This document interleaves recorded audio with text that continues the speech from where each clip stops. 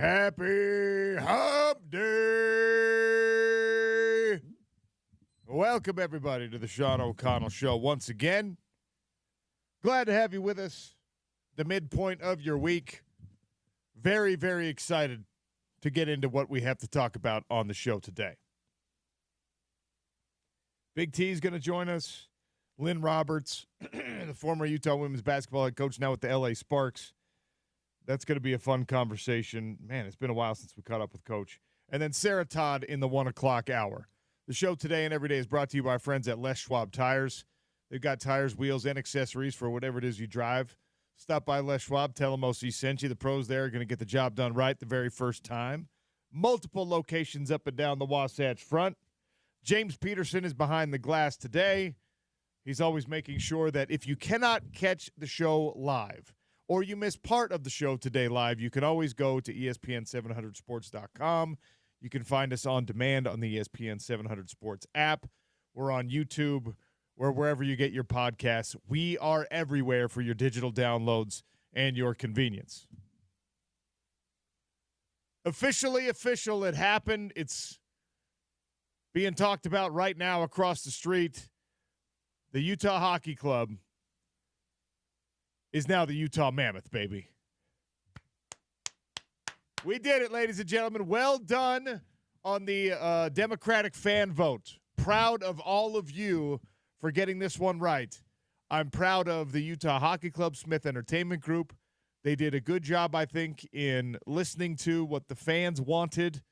The multiple rounds of voting, obviously, they brought Mammoth back into the fold as a possibility, kind of a late bloomer. I thought we were headed towards Yeti for sure. Then that didn't happen. And I thought, we're going to have to settle for something that feels generic, an arena football league, like Outlaws. And instead, we get Utah Mammoth. It is unique. It is fantastic. And as Belle Fraser and the Salt Lake Tribune made sure to inform you last week, it is something that is very deeply rooted and attached to the state of Utah. I cannot wait for all of this stuff to roll out, man. And I'm asking a favor from our audience today, from our listeners today. I'm going to be sitting here in our Broadway studios. I'm going to be on air when the first batch of Utah Mammoth gear gets rolled out at the Pro Shop at the Delta Center. The team store is selling the first merch today. I need somebody to go get me some. I'm here in the seat. James has a policy as the leader of our station, our program director. He does not allow us to abuse interns and just send them to run errands. And that means that we've got nobody in the Broadway media team who's waiting in line right now to get Utah Mammoth gear. I need somebody out there listening on the app, listening wherever. I'll Venmo you, all right? I'll give you a little finder's fee. 877-353-0700. Text me, let me know. At Real OC Sports, tweet at me, let me know. You going to be down there buying some stuff? I need a snapback hat, all right? I don't look great in the fitteds. And you know how it is. I have a gigantic head, and sometimes they don't fit. I need a new era, all right? The new era snapbacks, okay? Preferably the U and Tusk logo. There's several logos for this new Utah Mammoth team. They've got their own font. They call it Mammoth Sands. I like that. And they tweaked very slightly the proposed Utah Mammoth logo to make it more fitting for the state, more fitting for Utah, more fitting for Salt Lake City. Attention to detail on the logo design process. Again, I applaud you, Smith Entertainment Group. I know that these things are not the easiest to come up with. I know these things are not the easiest to settle on. I thought that there were a bunch of Mammoth logos that were proposed by people, whether they created them with AI or they were graphic designers, part-time, full-time, amateur, whatever. There were some really, really cool Mammoth designs thrown out there. And this one incorporates mountains in the top of the Mammoth's head and the outline of the state of Utah in those mountains. and even a little subtle M silhouetted in there. And it's just, they integrated all of it. A sharp turn to the mammoth tusk that they tell us is supposed to be kind of an angled U. I hope we're all happy with it. I'm happy with it. I know that there were people who were dedicated to the Outlaws name. I hope you come around to it. The colorway is awesome. The alternative uniforms that they announced is awesome. The introduction video that they put together, very well executed and awesome, and gives nods to Fairview Museum and the Columbian Mammoth, the Huntington Mammoth that was found down there. It's just great, man. It's fantastic to see this. The new brand, the new branding, the new hashtags. Tusks up. All right, I'm with it. Are we now some kind of herd? Colin Cowherd kind of stole that from everybody. Shout out to Marshall University, Thundering Herd. Are we telling other people to join the herd here? Are we a new mammoth herd? I'm just pumped about this, man. I think it's really, really great. And again, your draft lottery luck adds to the enthusiasm. Whoever gets picked, number 4 overall, and that's assuming that they keep the pick.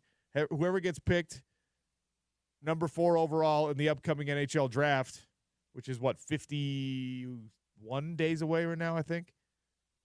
That player is going to walk out, and Gary Bettman's going to hand them a Utah Mammoth jersey with that Mammoth logo on the front. The away jerseys, the road jerseys, the whites, still have the Utah written in a slanted font across the front, and the home sweaters are going to have the actual Mammoth on it. Fantastic, beautiful, well done, well executed. The process maybe got a little bit clunky when you were trying to shoehorn Wasatch back in there on the final fan vote or whatever, but they did the right thing. They took that out. Utah Hockey Club was a fun placeholder name, and actually, I will admit this to you, as enthusiastic as I am about the Mammoth branding that's coming, I went this morning to make sure I could still grab a couple of Utah Hockey Club sweaters as throwbacks, because the throwback look is always a fun look, is always a great look, in my opinion. So we're covering all bases here, baby. Well done, all of you who voted, all of you who participated. I think we got the right logo. I think we got the right branding. I think we got, most importantly, the right team name. Go Mammoth. Tusks up. Hashtag it. Let's go. I did put a couple polls out this morning, as I want to do on the Sean O'Connell Show. Some of them are Mammoth related. Some of them are more questions from my personal life. As you know, I'm using the show as a vehicle to solve problems in my own life. I got my daughter a mountain bike, a starter bike for her 6th birthday. No training wheels, okay? And we went around to several different bike shops, like a lot of kids are, like at least my kids are. She's kind of picky about colors and how this bike needed to look. And I was running out of time, so we ordered the bike online. Online shopping is great, right? Well, not so much with bicycles, because they arrive in a box. And, of course, I should have known that. Of course, I should have put 1.5 seconds of thought into it and realized that's how this thing was going to show up. But instead, I was like, awesome. We got her a bike. Problem solved. Now I have to put this bike together. So how long is this going to take me? All of you experienced dads or moms out there who've done this. The poll question I put out is, how long is it going to take me? The options are 1 hour, 1 to 2 hours, 2+ hours, or forever. Right now, 45% of the votes coming in on forever. It's going to take me forever to put this thing together. Yay! So I bought my daughter a bike and myself a chore, which is great. Which one of the new Mammoth logos is your favorite logo? You got the Mammoth, you got the Tusk U, you've got the Tusk Utah, where it's the whole word Utah written out with Mammoth Sands. You've got the outline of the state of Utah with a hockey stick in it. And then based on some of what we saw in the NBA playoffs last night, Tyrese Halliburton is overrated, underrated, properly rated. Donovan Mitchell, overrated, underrated, properly rated. See if you can answer those questions for me at Real OC Sports. Always love hearing from you. Also, 877-353-0700. That's how you get a hold of us on the text line. James Peterson behind the glass. How you feeling, James? How we feeling about Utah Mammoth? Let's go. That's right. That's the correct response. Yeah. We've been pretty clear on our stance here on the Sean O'Connell show. I was a little later to the party with Mammoth. You had to come around a little bit? That's fine. Well, I didn't like any of the options, to be clear. None of the 20 were great to me in the beginning. All right. Even of the original list of 20. So I reluctantly was like, Yeti's probably the best one. And then after Yeti was slowly becoming not a possibility, I started coming around to Mammoth. So yeah, I've now it's been 5 months. This process has taken way too long. It's taken grievance a very long time. On that. Okay. It's been 5 months since Yeti was not officially a name, and now we're finally settling on one. It's however long. Maybe it's not been 5 months. Felt like that. I'm from that point on. About that point on, I've been Team Mammoth. So yeah, I'm excited about it. James, is there somebody, do we have an intern or something we can send over to get in line and get us some merch so I don't have to leave the show to go? We didn't even have an intern to send to the press conference, my guy. So, which, by the way, another grievance, your website, tuskedup.com, SEG, is just a marketing website. Nowhere, the press conference is nowhere to be found. They say that's where where you watch the press conference. You can't find it on tuskedup.com. So, come on. So fix your website so that people can watch your press conference that you decided to schedule 3 hours ago.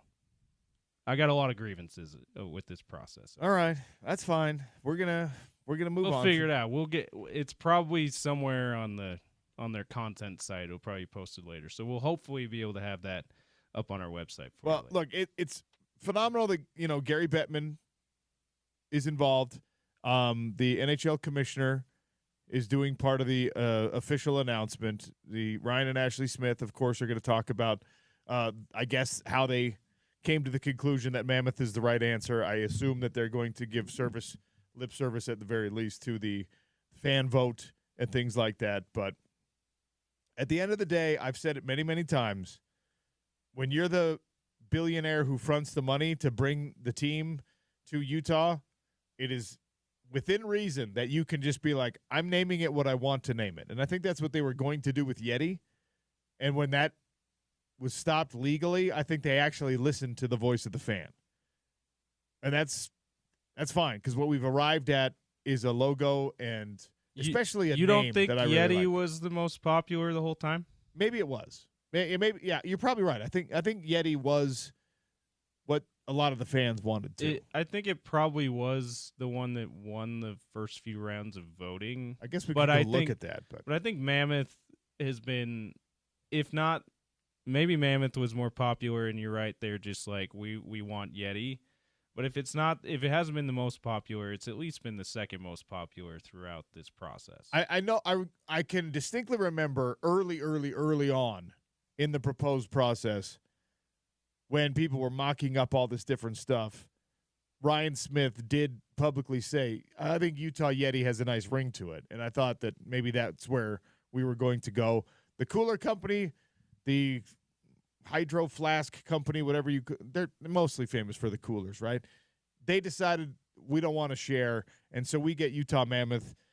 And I think the branding possibilities are so endless here, and the way that you can – everyone's got these really fun, creative ideas.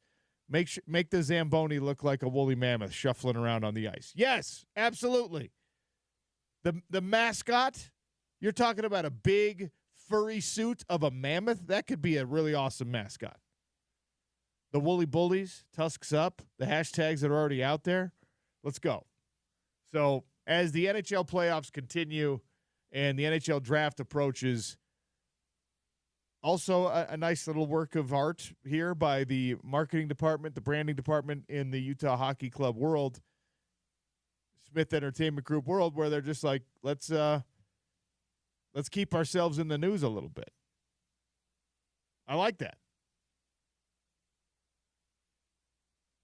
Let me know what you think. About the logos, about the name, 877-353-0700. I think we arrived at the right one. Now, James, I have taken it upon myself. I have reached out. Most of you know that I'm kind of a paleontology, prehistoric life nerd. And that extends, it's dinosaurs primarily, but that certainly extends to Pleistocene life, like the giant ground sloths and the woolly mammoth and the saber-toothed cats and all that stuff. The woolly rhinos, the paraceratheriums, the gigantic rhinoceros. These are all incredible animals. Just turn on those Ice Age movies and all those things, the glyptodonts, those giant armadillos. Those things are cool, man. I love seeing all that stuff. And I've been following all these accounts on social media for people who find this. I've now taken it upon myself, James. We got to get real woolly mammoth tusks and fossils into the Delta Center. There has to be a full-size display, at least of a pair of tusks. Or where they have the signed guitars, yes. those glass cases of the various artists who've done concerts at the Delta Center over the years. Yeah. Make one of those in one area to put, like you said, put some real mammoth tusks in there. Yeah. Maybe even ask the Fairview Museum if we can get the Huntington Columbian mammoth fossil at least just in the Delta Center. At least a replica of Can that we bad just boy. move this, please? We're the mammoth now. I mean, the governor. How close is the governor and Ryan Smith? Do we know? I think probably fairly close. Pretty close, probably, right? Same kind of background. They seem to like the cut of each other's jib. Isn't Governor Cox from Fairview? Isn't he from that part of the world? He is. I believe he still has an estate. He's got land down there, right? Yeah. So couldn't he be like, walk into the museum and just be like, guys, come on. There's like, We're moving the museum to the Delta Center. There's several thousand visitors who come down here to see the mammoth. Several 100,000, maybe several million will see it if you move it up to the Delta Center. Can we do this? It's got to be a bit of an internal conflict for Gov, though, because he's from there. I know he doesn't want to take. He wants but all jokes aside, you can do maybe some kind of what do they call that? Where it's not the real fossils, but it's the same. It's a replica. The replica, yeah. You can do a replica of that. You can have one of those made. That's not a real fossil. Yeah, I mean, put it in the Delta Center somewhere. Or I'm with you. At least put some tusks in the hallways as I was describing in the glass case there. I've been trying to get myself a tusk for a long time, James, just for my own personal collection. I'm so fascinated with the whole thing. Give me a wild guess on what you think a fully intact, like 10-foot male mammoth tusk. What do you think that thing costs? Restored, they usually put like a lacquer finish on it. They polish it back up so it looks like a lot of them have this cool like Vivianite, this mineralization, this blue hue to it, whatever.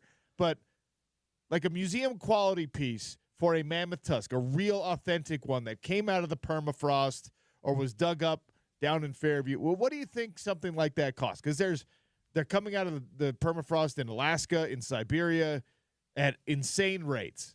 How much do you think it costs to grab one of those for a personal collection? Full size. What was the amount you told me the Rock's dinosaur head cost? Was that like $5 million? Yeah, it was like in the many millions. And I promise you the tusks aren't that much. I know. I was just that's my only recent frame of reference for this sort of thing. So I'm going to say the tusks are they're got to be over $1 million, right? Get like It costs $3 million. It costs about $500,000 for a pair of mammoth tusks. Really? Yeah. Man, they are undervaluing the mammoth tusks. The market is more flooded with mammoth tusks than it is with T-Rex okay. skulls. I see. Also, dinosaurs are as Belle Fraser pointed out, as the paleontologist in Belle Fraser's article pointed out, people are more interested in dinosaurs than the mammoth stuff too. So that's probably why the value's higher. Here's to get the matching pairs where the price really goes up. But right now, so James, one, it's like what, $100,000? Look, I'm looking right now. Maybe we can put a GoFundMe together. Okay. Somebody do this for the studio. We got room in the studio here. We could put a mammoth tusk in here. All right. 7 foot 6 inch woolly mammoth tusk. So that seems huge. That's actually, they get a lot bigger than that. Yeah. They get to like 14 feet long. They get huge, right? This one probably weighs, 100 pounds or something. 7 feet 6 inches. You got a minute bowl length mammoth tusk here. I'm looking at the studio, and you can see it too, by the way, if you're watching on YouTube at ESPN 700 Sports Utah. Yeah, we could have a nice little back wall display. We could of this mammoth tusk. This one is $22,000. That's a bargain. We could maybe put it on that beam to your right there and just have it stretch out where the windows are. I mean, OC. You can get a lot of these small ones or the partials, the pieces. You can get them for pretty cheap, but that's not what I'm looking for. I'm looking for a gigantic, museum-quality, matched pair for the Delta Center. For the studio here, we could get something a little small. Yeah. Bell's article was saying someone found a baby mammoth's jawbone up on the shores of Bear Lake. So maybe we just need to go.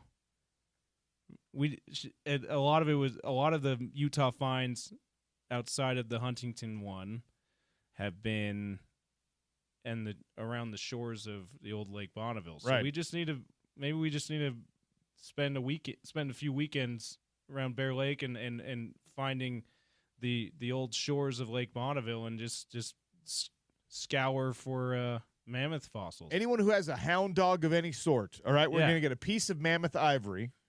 We're going to have your dog learn to track mammoth ivory, and we're going to go up and down the Bonneville shoreline. And we're going to have him sniff the keys. Wrong ivory? Wrong ivory. Okay. Or maybe one of those home developments. Have them sniff those homes. It's actually, there's a moral conundrum here with the mammoth, with trying to get mammoth tusk right now, because it's becoming very, very popular, particularly in like segments of the world, like East Asia, where there's a lot of emerging markets and millionaires and billionaires are being created over there in those awakening economies. And it's a big status symbol to have, a tusk or two. And that's becoming a problem because, of course, a mammoth tusk and an elephant tusk can look pretty similar. Yeah. And so, like, these immoral and shady dealers are just like, well, get them an elephant tusk and tell them it's a mammoth tusk. I don't want an elephant tusk. I want it's from an extinct species that we have no part in exterminating. The mammoth is gone, and it's coming back, by the way. I put the link to the book that describes this whole process on Twitter at Real OC Sports. You could tell I've been very excited about the announcement this morning, James. Is it the same company that's bringing back the other prehistoric creatures? Colossal. Colossal, that's right. And, this is – people probably think, Colossal Biosciences, this is just like some weird kooky thing. And it kind of is a weird kooky thing. But the lead geneticist at the Harvard Cloning Lab is the guy who's doing this mammoth project.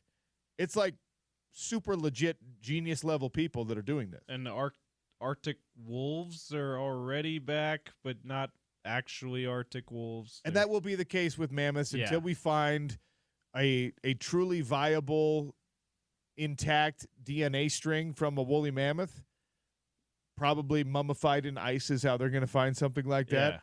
Then they won't be able to truly clone a mammoth. But what they are doing is they have sequenced the genes, and they have found the unique traits, the things that separate woolly mammoths from their closest living relative, which is Asian elephants, and they are able to splice the different traits, the different proteins, the different whatever, into an Asian elephant DNA string so that now you have a mammophant. Like, it is an Asian elephant Mammophant. that is actually the phenotype or the look, the appearance of it is mammoth-like. Magnificent. Mammophant. Okay, keep workshopping it. Magnificent.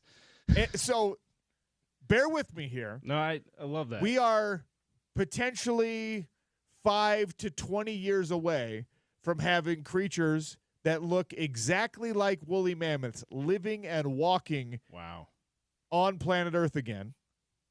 And we are now the Utah Mammoth as a hockey team. Live mascot. It is feasible to think that at some point, like when we host a Winter Classic hockey game outdoors at Rice-Eccles Stadium, they could run Ralphie but with a mammoth. James. Woolly. Is that not creative enough to call the mascot Woolly? You probably Willie the Woolly Mammoth? You would probably do something to give a nod to the mammoth discovery, the Huntington Mammoth. The Huntington. Hunter. Call it Hunter? Hunter the Mammoth. Call it Sir Huntington the Mammoth? I don't know. Sir Huntington. Why not? Very Make him kind of royal, put a monocle on him. Very sophisticated. But you're losing the point here. We could have a living mammoth at a Utah Mammoth hockey game in our lifetime, James Peterson. If 5 years ago I told you either of those things, if I had said, hey, Utah's going to have an NHL team, it's going to be called the Mammoth, and it is physically possible that there will be a walking woolly mammoth at one of their games at some point in life. What are we doing, people? It'd be amazing. It'd be the coolest thing in the world. I've heard this story, though. They have to use frog DNA to fill in the samples, so life's going to find a way, OC. That is a different thing. That's Jurassic Park. By the way, you're probably not in the paleontology. I'm not as deep into it as you are. So there's this company that's trying to tell everyone, they're trying to convince people that they found a way to create dinosaur leather, and they're trying to sell all these leather. These dinosaur leather bags. Oh my gosh, it's like the black market in Jurassic World Dominion. Okay, that's what they're doing. They're like, we're going to sell you these T-Rex leather bags. And all the scientists are coming out and they're just like, no, we have not been able to find intact dinosaur DNA. You can't even find intact full woolly mammoth DNA. They went extinct 6,000 years ago, not 65 million years ago. There were mammoths living on an island off the coast of Siberia while the pyramids were being built, ladies and gentlemen. Come on now. But that's what people are trying to do. Would I buy a T-Rex leather wallet if it was real? If they actually were able to grow that with DNA sequencing? Have you already bought a faux T-Rex leather wallet? No, I have not. Could I be convinced? Yes. Okay. All right. I'm just pumped. I think it's great. This is amazing. Congratulations to everyone, to all of us. Well done, gang. We did it, team. We got the Utah Mammoth. It's official, like a referee with a whistle. Thurl Bailey, Big T is going to join us on the other side. The Utah Jazz are in a very, very interesting time as a franchise, especially as they await the upcoming draft lottery, where you're either going to get number one or you're not. But is 2, 3, 4, 5 acceptable? We'll talk about that and all things Utah Jazz with Big T. And we'll see what he thinks about the Mammoth. It's the Sean O'Connell Show on Utah's #1 sports talk, ESPN 700, 92.1 FM.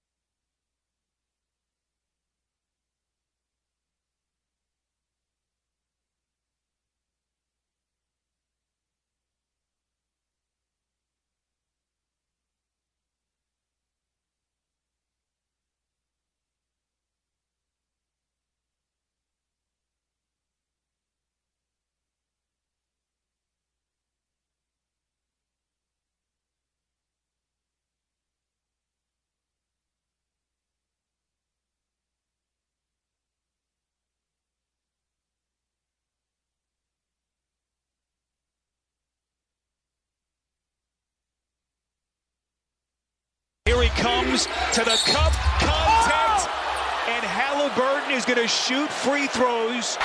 Misses. Halliburton the rebound. They do have a timeout. Carlisle's going to let him play. Halliburton steps back and hits. Tyrese Halliburton trying to take Cleveland's heart. And it is over. The Indiana Pacers in a Game 2 stunner. That sound courtesy of TNT Sports. Spiro Ditas on the call. Indiana Pacers, are they legit? Are they for real? Second comeback of these playoffs when they were down 7 or more in the final 45 seconds of a game. They are now up 2-0 on the Cleveland Cavaliers. Game 3 of that series Friday night right here on ESPN 792.1 FM, your home of the NBA playoffs.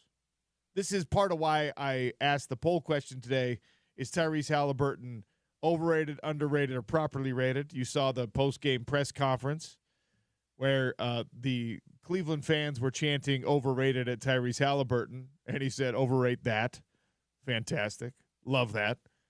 Well done, Tyrese Halliburton, responding and amping up some of the tension in this particular series. Donovan Mitchell, I asked the same question. Donovan Mitchell, is he overly rated, underrated, properly rated? James, you're not wearing an Indiana Pacers jersey today, but you do have some love for former Pacer great Reggie Miller. Tyrese Halliburton has now entered the chat as a clutch playoff player at the very, very least. Where do you sit on Halliburton? I think he's okay. When you say he's properly rated, it almost sounds like you're saying the anonymous player poll was correct. He's overrated. But I would say, because I know that's not the point of your question on the poll, I would say he's properly rated. I would say to say that he is, I mean, he's definitely an All-NBA player. Maybe not particularly this season, but in general, he's an All-NBA player. But to say that he's a top 10 NBA player would overrate him. Okay. To say that he's not around the 15 to 25 best players in the league would underrate him. And I think most people have him somewhere in there. So, I mean, people who aren't answering anonymous player polls for The Athletic anyway. So I think that he's properly rated. I think that his status got a titch overblown from his performance in last year's NBA Cup, the in-season tournament. People were talking about him like he's the next great superstar in the NBA. He's not that, but he's really, really good, and he's certainly not deserving of the title of the most overrated player in the NBA. Here's a wild stat, and the NBA playoffs this year have already gifted us some pretty strange outlier moments. Some as individuals in their careers, some in team performances, things like that. Since 1997-1998, teams in the playoffs have won only 3 of 1,643 games when trailing by at least 7 points in the final minute of the game, fourth quarter or overtime. 3 out of 1,643. And James Peterson, 2 of those have been this year's Indiana Pacers.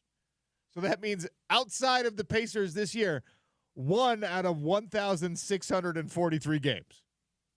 That's insane. And that's happened twice now for the Pacers with the big-time comebacks. Also, it has never happened in the NBA that in the second round of the playoffs, the road team, the dog, has won all 4 game ones. And in the case of the Pacers, they've won the first 2 games. It's not supposed to go like this. You get home court advantage for a reason. You're the better team. You're the favorite team in most cases. And never before have all 4 road teams won the first game of these playoff series.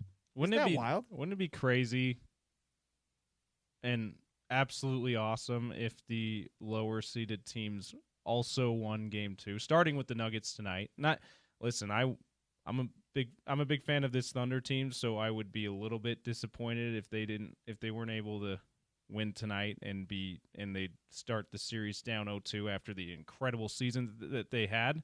I don't like teams underachieving in big moments, but for these purposes, it would be incredible starting with the Nuggets tonight if we had the lower seeded teams all up 2-0 after it never happening that they're up 1-0. All of them are up 1-0 at this point. And yeah, the Pacers, like, how long ago was that Game 5 against the Bucks? That can't be that much longer than a week ago. They basically have two of these exact same comebacks in the same week almost. Like, if you take a snapshot of the last week of NBA basketball, it's a bunch of stuff that has never happened before happening, and it's fantastic. Aaron Gordon is the most clutch player in the league. Yeah, take that, Jalen Brunson. Yeah. He's hit Mr. Clutch. The only 2 game winners of his career have happened in these playoffs. And Tyrese Halliburton has engineered now 2 fourth quarter, less than a minute left comebacks to help his team in playoff basketball, which of course carries a lot more significant weight. When you're talking about doing these things in the playoffs in any sport, we give you extra credit for that. Absolutely. It's a good thing old John Halliburton was not allowed to be on the sideline for this one. On the road, by the way. Because now we're actually... How insufferable is that moment? Donovan, that's how we do it, man. Look at my flag. Just Donovan Mitchell would not have been able to contain himself. Did you feel like that was a foul, by the way, on Donovan? On the putback dunk? Or No. When the foul that sent Halliburton sent to the Halliburton to the line. It looked borderline to me. It was real borderline. Most of those calls seem to be like, it seems like nowadays, as long as you take it to the basket and you're a star player, there's going to be a whistle. Yeah. And look, I know people, it's like half and half. There's some people who have no love lost for Donovan because of the way it ended here. Yeah. I think there are some people, probably count me in this camp, that still want to see him have some success at his next stops in the rest of his NBA career. I don't know that I would have liked to see that whistle blown, but the thing is, right, Halliburton misses the second free throw, and you can't let him collect his own rebound, and then you certainly can't let him dribble back out to beyond three-point range and sink and drain one in your face. You don't force him to go to his right hand. Like, watching the Inside the NBA guys digest this and seeing the aggravation, obviously they've forgotten more basketball than I'll ever know, but seeing the aggravation about the simplicity of how a problem like this can be solved in playoff basketball. I mean, Donovan Mitchell was part of the problem because he came just skying in to try to collect that rebound, and he sort of just wiped out everyone, Cavs and Pacers alike, that were near the ball. Like, he just over the back to everybody, even his own teammates. And so it ends up in Halliburton's hands. And he was, like we talk about, right? Everyone knows he's the most clutch guy in the NBA outside of Aaron Gordon. Yes. Is that not a bit of a microcosm of the problem with Donovan Mitchell in these moments, though? Him making what he thinks is going to be a spectacular play to seal the game. Yes. But then unwittingly that being the absolute wrong thing to do. It is. He wants to be the hero so bad, OC. There is time left for Donovan Mitchell to, like, shake this reputation, even in this series. Absolutely. He's not even 30 yet. Even in this series, there's time for it, but in his career. But it's starting to be a narrative that he can't be unaware of, right? As much as these guys try to insulate themselves and their camps try to insulate them from these reputational black marks, like you don't want to be known as a guy who's a great regular season player.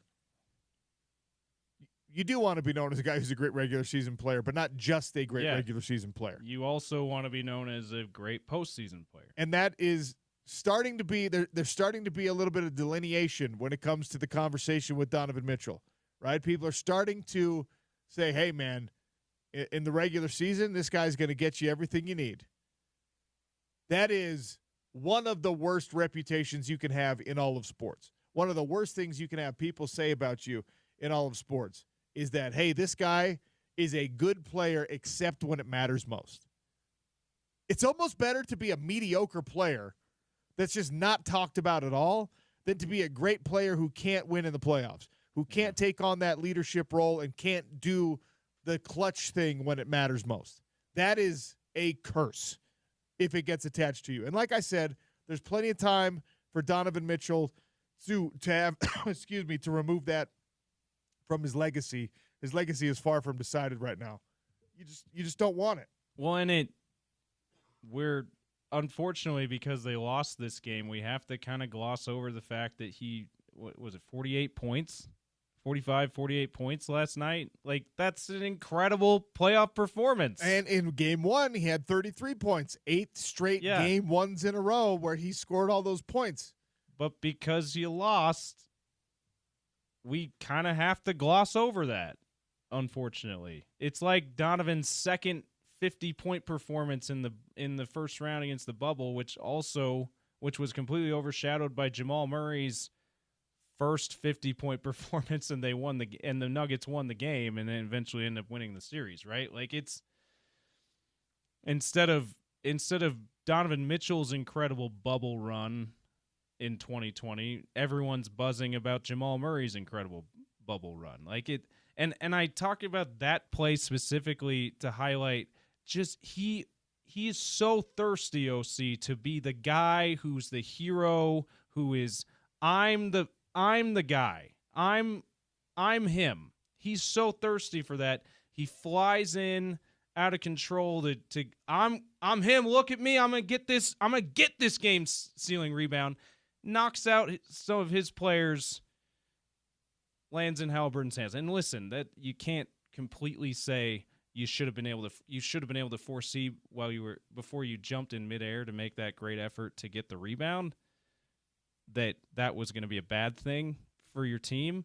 But at the same time, if you also just let things play and maybe do simple stuff to win games, maybe it works out better for you than always trying to do the spectacular thing at the end of it. I mean, it's tough, right? It's tough because if you're Donovan Mitchell and someone comes to you yesterday morning and says, hey, man, you're going to have 48 points, 9 assists, 5 rebounds in this game. In a game that your team absolutely needs to win because you dropped one at home the night. You're plus minus.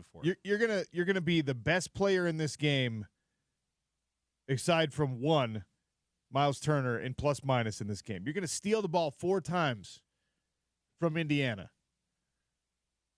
You'd be like, heck yeah, dude, that's gonna be a great performance for me. That means we win if I play like that. You're going to be up 7 with 45 seconds left. And the unfortunate reality is it doesn't always translate to a win. And there are plenty of guys in plenty of sports that this is what the reputation becomes. This is what the legacy becomes, where it's just like, hey, man, that guy's going to give you 5 touchdown passes in a loss. That guy's going to give you 45 points in a loss. That guy's going to give you – he's going to average – Donovan Mitchell's going to average for these playoffs – he's going to average like 28, 30 points a game, and it still might not be enough for Cleveland. And is that 100% the fault of that individual? No. Obviously not. We tend to put it on those guys, and I sound like, the way I'm talking about him, I sound like I am completely putting it on him, but it's not. It's really not the truth. But you can't not put it on him also when he's the leader of the team. He wants to be the leader of the team. He desperately needs in his own head and heart to be the guy that everyone trusts and looks to, and then he's the one who gets the whistle on the foul, and he's the one who comes skying in and kind of messes up the rebound situation, and then he's not there defensively, whether it's his responsibility or not. He's like absent from the picture when Halliburton hits the 3-point shot to give Indiana the win. So, it's a tough thing, right? And I'm with you. I do hope there's plenty. I echo what you say, that there's plenty of time for him to turn this story around, and he's going to have plenty more opportunities in these playoffs to redeem himself and come through in the clutch and get some much needed wins for his Cleveland Cavaliers. They could rattle off 4 straight wins this series, and we could be thinking completely differently about Donovan Mitchell about a week from now. But you don't have forever to shed this. You don't have forever to turn this around. So he and the Cavs need to figure this out. If they go out in the second round after winning, would they win 65 games, OC? That would be just beyond a colossal disappointment for the Cleveland Cavaliers, and it would be very damaging to Donovan Mitchell's personal reputation. And it will change the conversation very drastically about how we talk about this Indiana team and about Tyrese Halliburton. Absolutely. So I think that Pacers are in control of that series right now. Doesn't mean they're going to win it. We haven't even gotten to the other side of things. No. The Golden State Warriors found a way to win without Steph Curry for most of the game last night. What a rock fight that game was. I mean, just some unbelievable stuff happening right now in these NBA playoffs. And I said it last week. I'll say it again. The NBA, at least in my mind, so desperately needed this level of competitiveness and some nastiness and some grit and some big moments, because the regular season and the All-Star break and all that stuff made it look like everyone in the game was a little bit bored with the game. And these playoffs are changing that back. Thank goodness. Take a quick one here. We'll come back with the hot lunch. Two superpowers in college football have scheduled a long-standing rivalry. They're trying to make it a rivalry. Will it work? I'll tell you what I'm talking about next on the Sean O'Connell Show. ESPN 700, 92.1 FM. Proud part of Utah's ESPN Radio Network.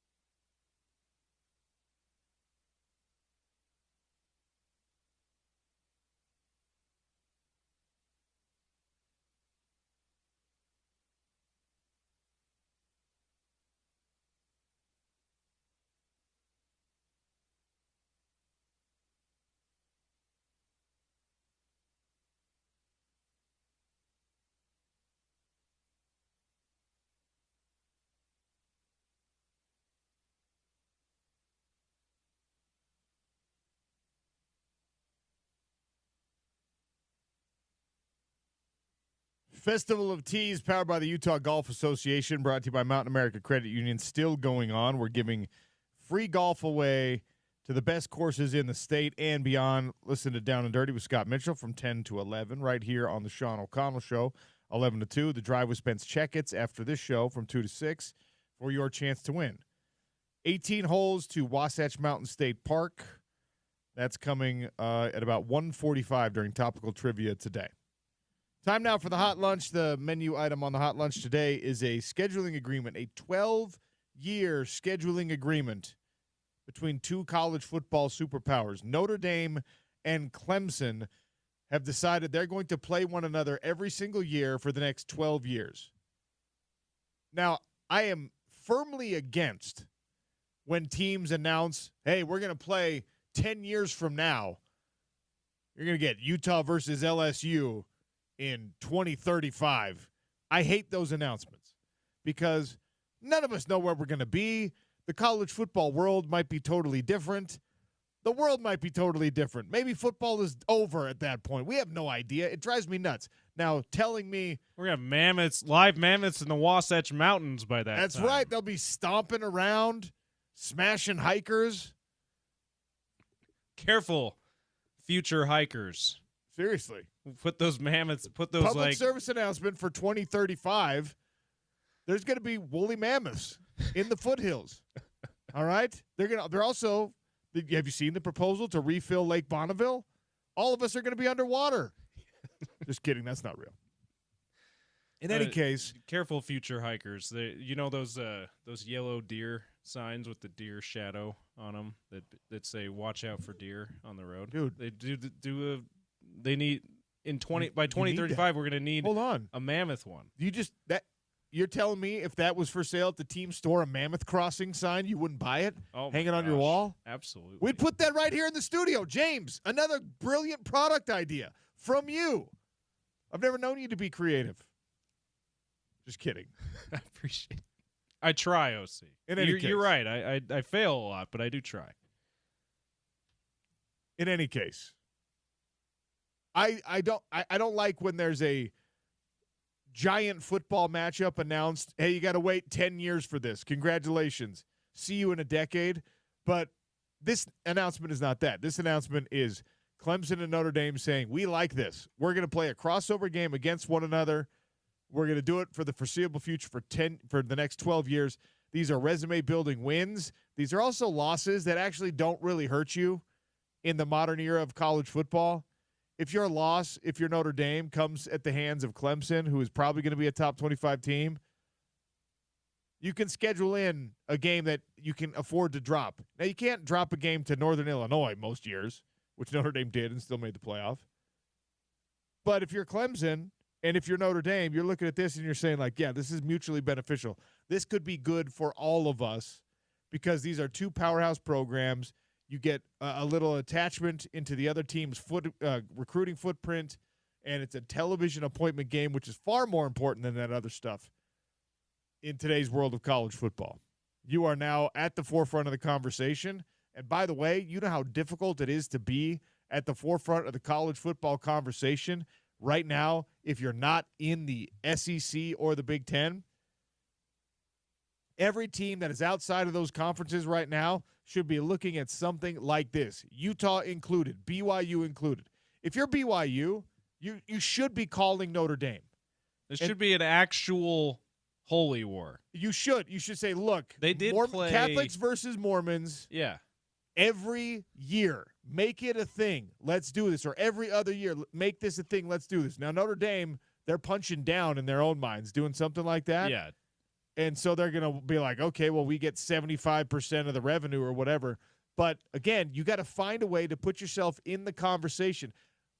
Give game day an excuse to show up. Make it undeniable for them to have to show up. I don't know how Utah can do something like this without actually – I mean, who's an opponent out? USC? Yeah. Is an opponent that Utah fans would love to see Utah play every year, even though they're not in the same conference, even though that's a tough out, that's a tough game.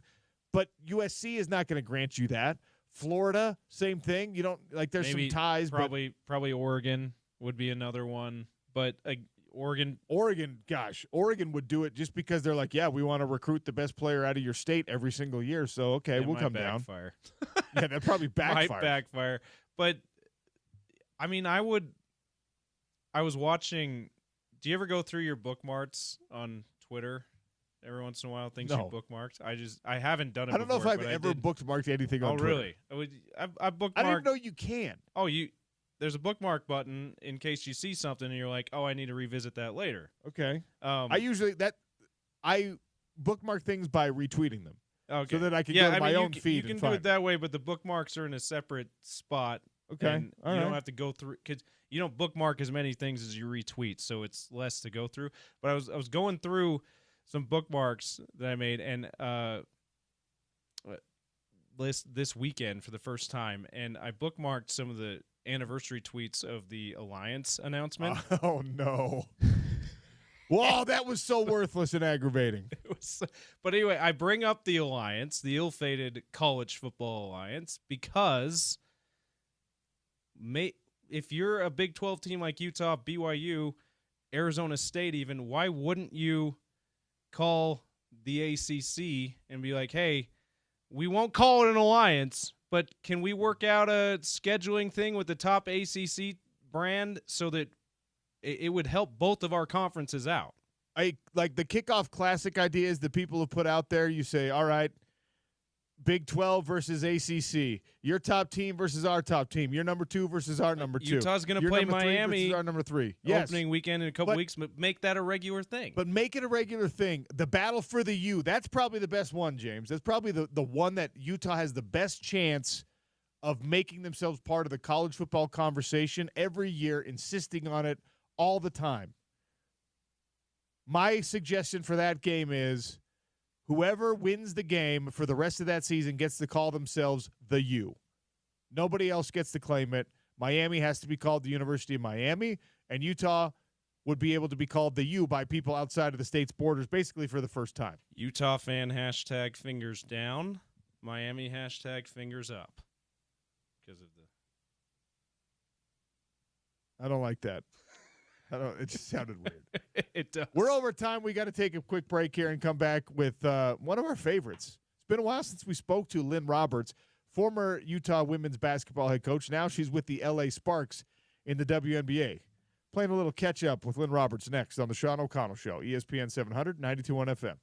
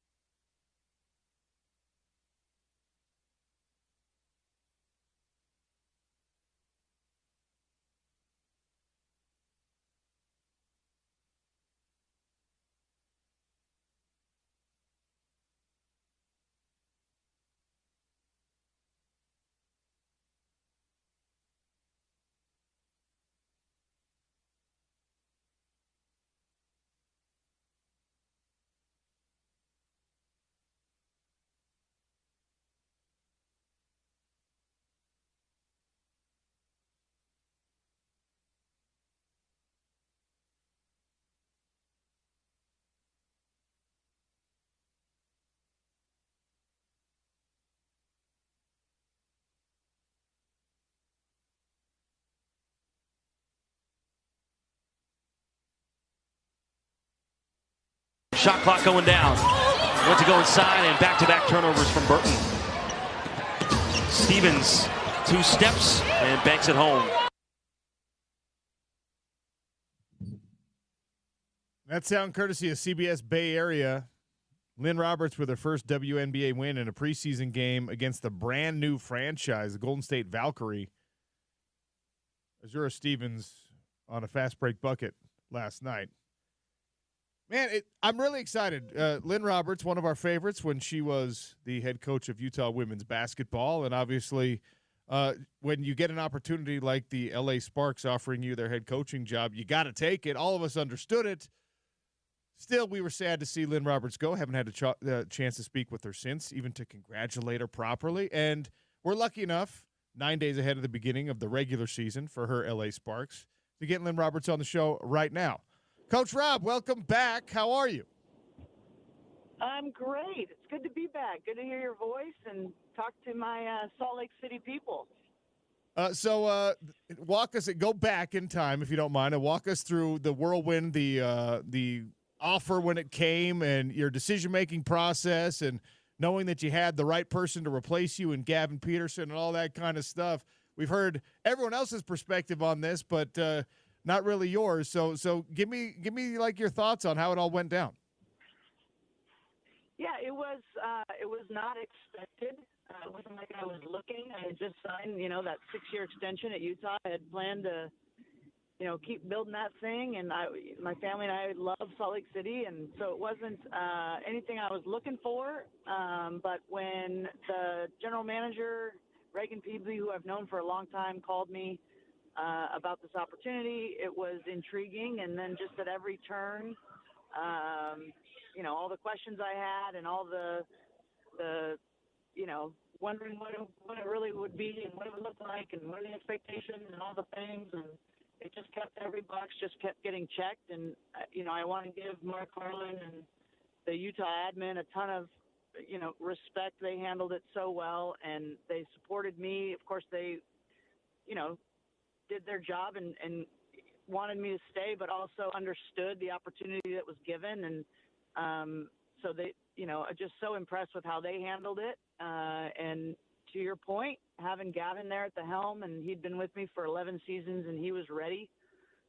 So it, in all things, it just kind of, I couldn't say no, and it's an opportunity to challenge myself and do it at the highest level. And as a competitor, that's what I wanted. So that's kind of how it all went down, and it was all as usual in the world of athletics. It's all kind of fast and furious, and it happens really quickly when you start to get into those deeper conversations. And so that's kind of how it went down. But, Utah's in great hands. The women's basketball program is in great hands with Gavin and the athletic department with Harlan and Charmel Green. So sad to see you go, obviously, but excited to watch this next chapter of your career. And in the early goings here, what has been, I guess, the biggest difference basketball-wise that you've noticed transitioning to the pro game after spending all those years in the college game? Yeah, basketball is basketball. I will say that. We had our first preseason game last night in Golden State, which is they're an expansion team, inaugural team, and so that was fun. That was cool. But when the ball got thrown up, it's still coaching and it's still basketball. It's a pro operation. It's professional sports, and a lot of different nuances with it. But that's been fun. It's been energizing for me. Just different things. I don't have to recruit anymore, which deal with the portal and NIL, and I won't lie, that's a blessing. That's been kind of nice. But the players have been great. I think the difference from an X's and O's standpoint is that these guys are just so good. Like, it's so competitive. And, maybe something that at the college level you had to teach and rep and drill and do all those things. You just have to say something once, and they kind of like, okay, yeah, I understand what you mean. And then they can do it. So as a coach, it's really, you're playing chess, not checkers. Not that college is checkers, but there's a lot more nuance in the pro game of, and you see it in the NBA too. It's the same, just with, personnel and tweaking and all the different things as a coach that are fun. So it's less teaching and more just playing. So that part, for me has been, as just a basketball nerd, has been really fun. I don't know if we ever talked about this, but I imagine there were times when you were coaching great rosters at the University of Utah because you're in the Pac-12 conference and you're coaching against some of the other great rosters in college basketball. There were probably times, I don't mean to put words in your mouth, where you're looking across and be like, man, it'd be nice if I had, I don't know, a Kelsey Plum or a Cam Brink or an Ari McDonald on my team. And now you got all of them, Coach. What's it like now coaching the players that you used to coach against? It's fun. And, we do have a Pac-12, and we've joked about it with those guys, with KP and Cam and Ari, of, reunited and representing the best conference in women's basketball that was. So it's fun. And, a lot of those guys, I recruited Ari McDonald, I recruited Kelsey Plum, didn't even try with Cam Brink, I'll be honest. But to be able to coach them now is really fun. And I feel like we have a little kind of, secret connection with the Pac-12 vibe. Lynn Roberts, my guest here on the Sean O'Connell Show, former Utah women's basketball head coach, now with the LA Sparks. Their season gets started 9 days from now. Preseason action already in place. You got your first pro win against, as you already mentioned, an expansion franchise in the Golden State Valkyrie. And these last couple of years, it really has felt like, women's basketball at both the college and the pro level are having a moment, if a moment can last 2 years. Yeah. It's really growing. And I mean, I was watching the playoffs with my wife last night, and I'm a big shoe guy, and Asia Wilson's new shoe, I don't know if you've seen it. It's an awesome shoe. It's a great shoe. And I'm like, I kind of want to get a pair of those.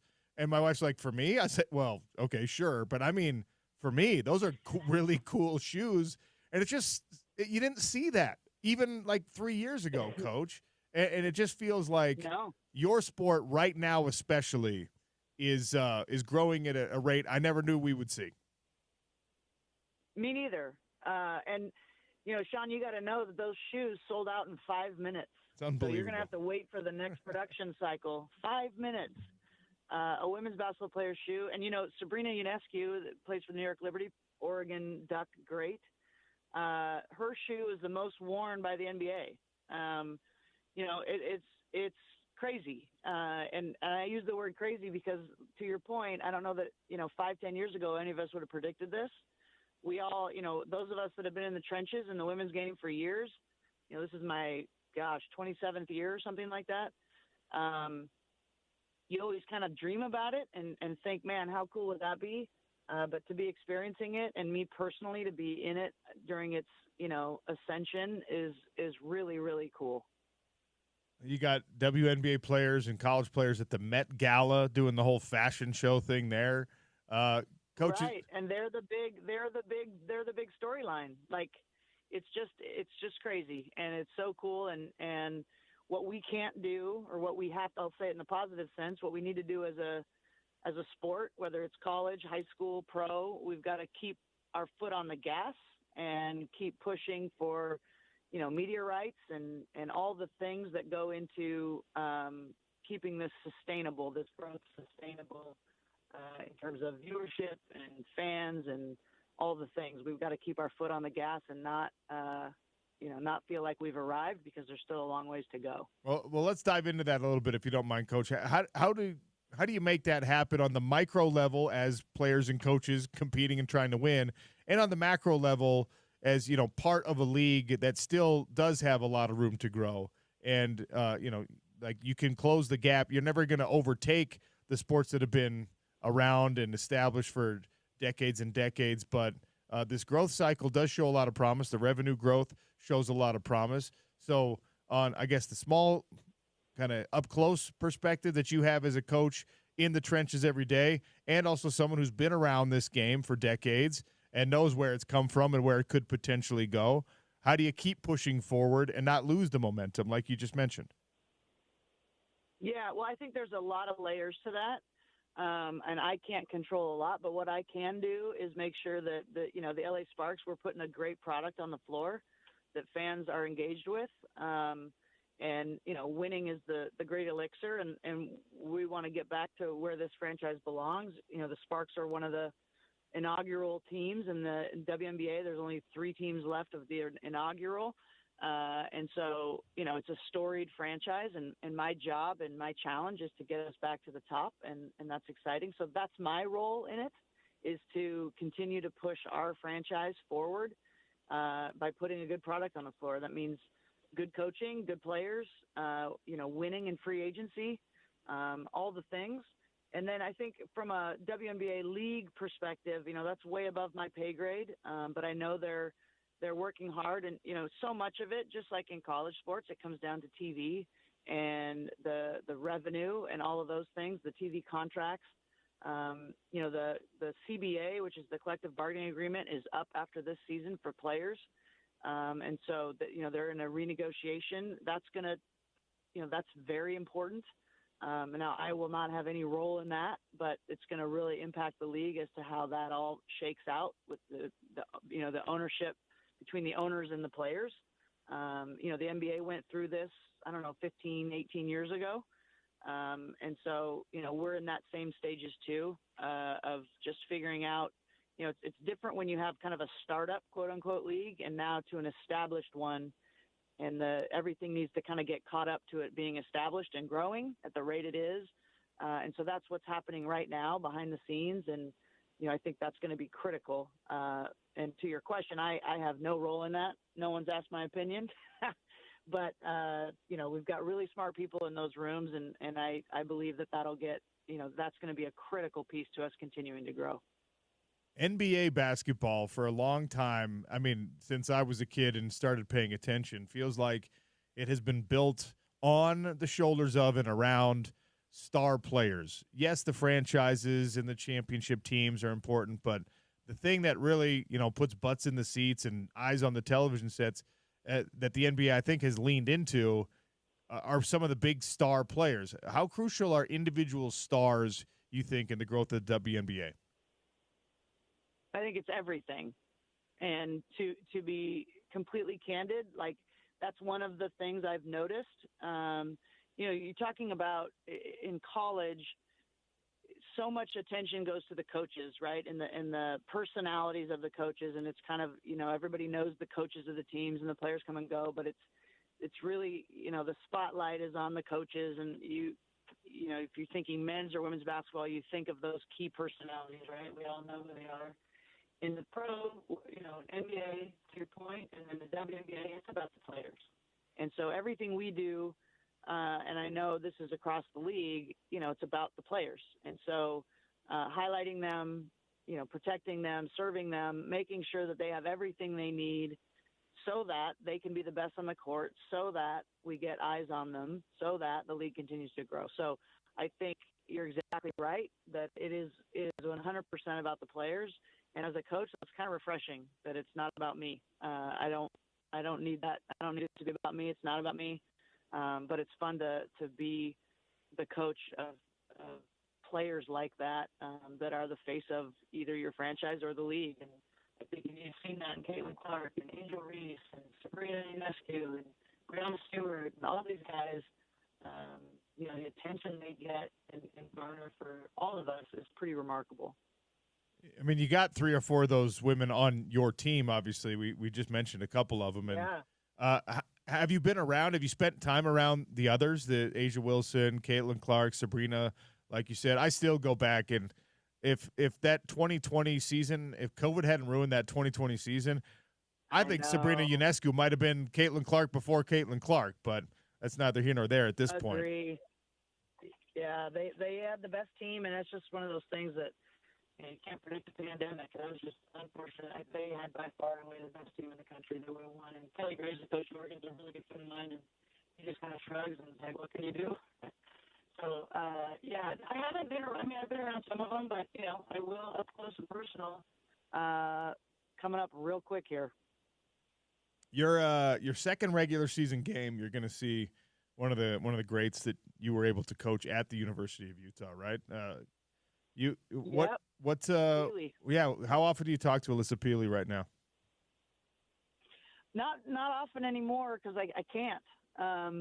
But I did, and she's had a great off season. She's worked her tail off, and I'm really proud of her. Last night in a preseason game, I'm watching her, but I just can't communicate with her really. Was that tampering now, Coach? Yeah, I don't want any sort of. Oh man. I'm not into getting in trouble, Sean. I'm not into it. I didn't even think about that. I guess the rules change when your role changes, and you even if you have established friendships and relationships with some of these players, you got to be careful. That's wild. Yes, and so, but we keep in touch a little bit, but just I'm proud of you, good job, keep working, that type of thing. But can't get into the weeds too much with her. I just I want to keep my nose clean. Yeah, that's I can understand that.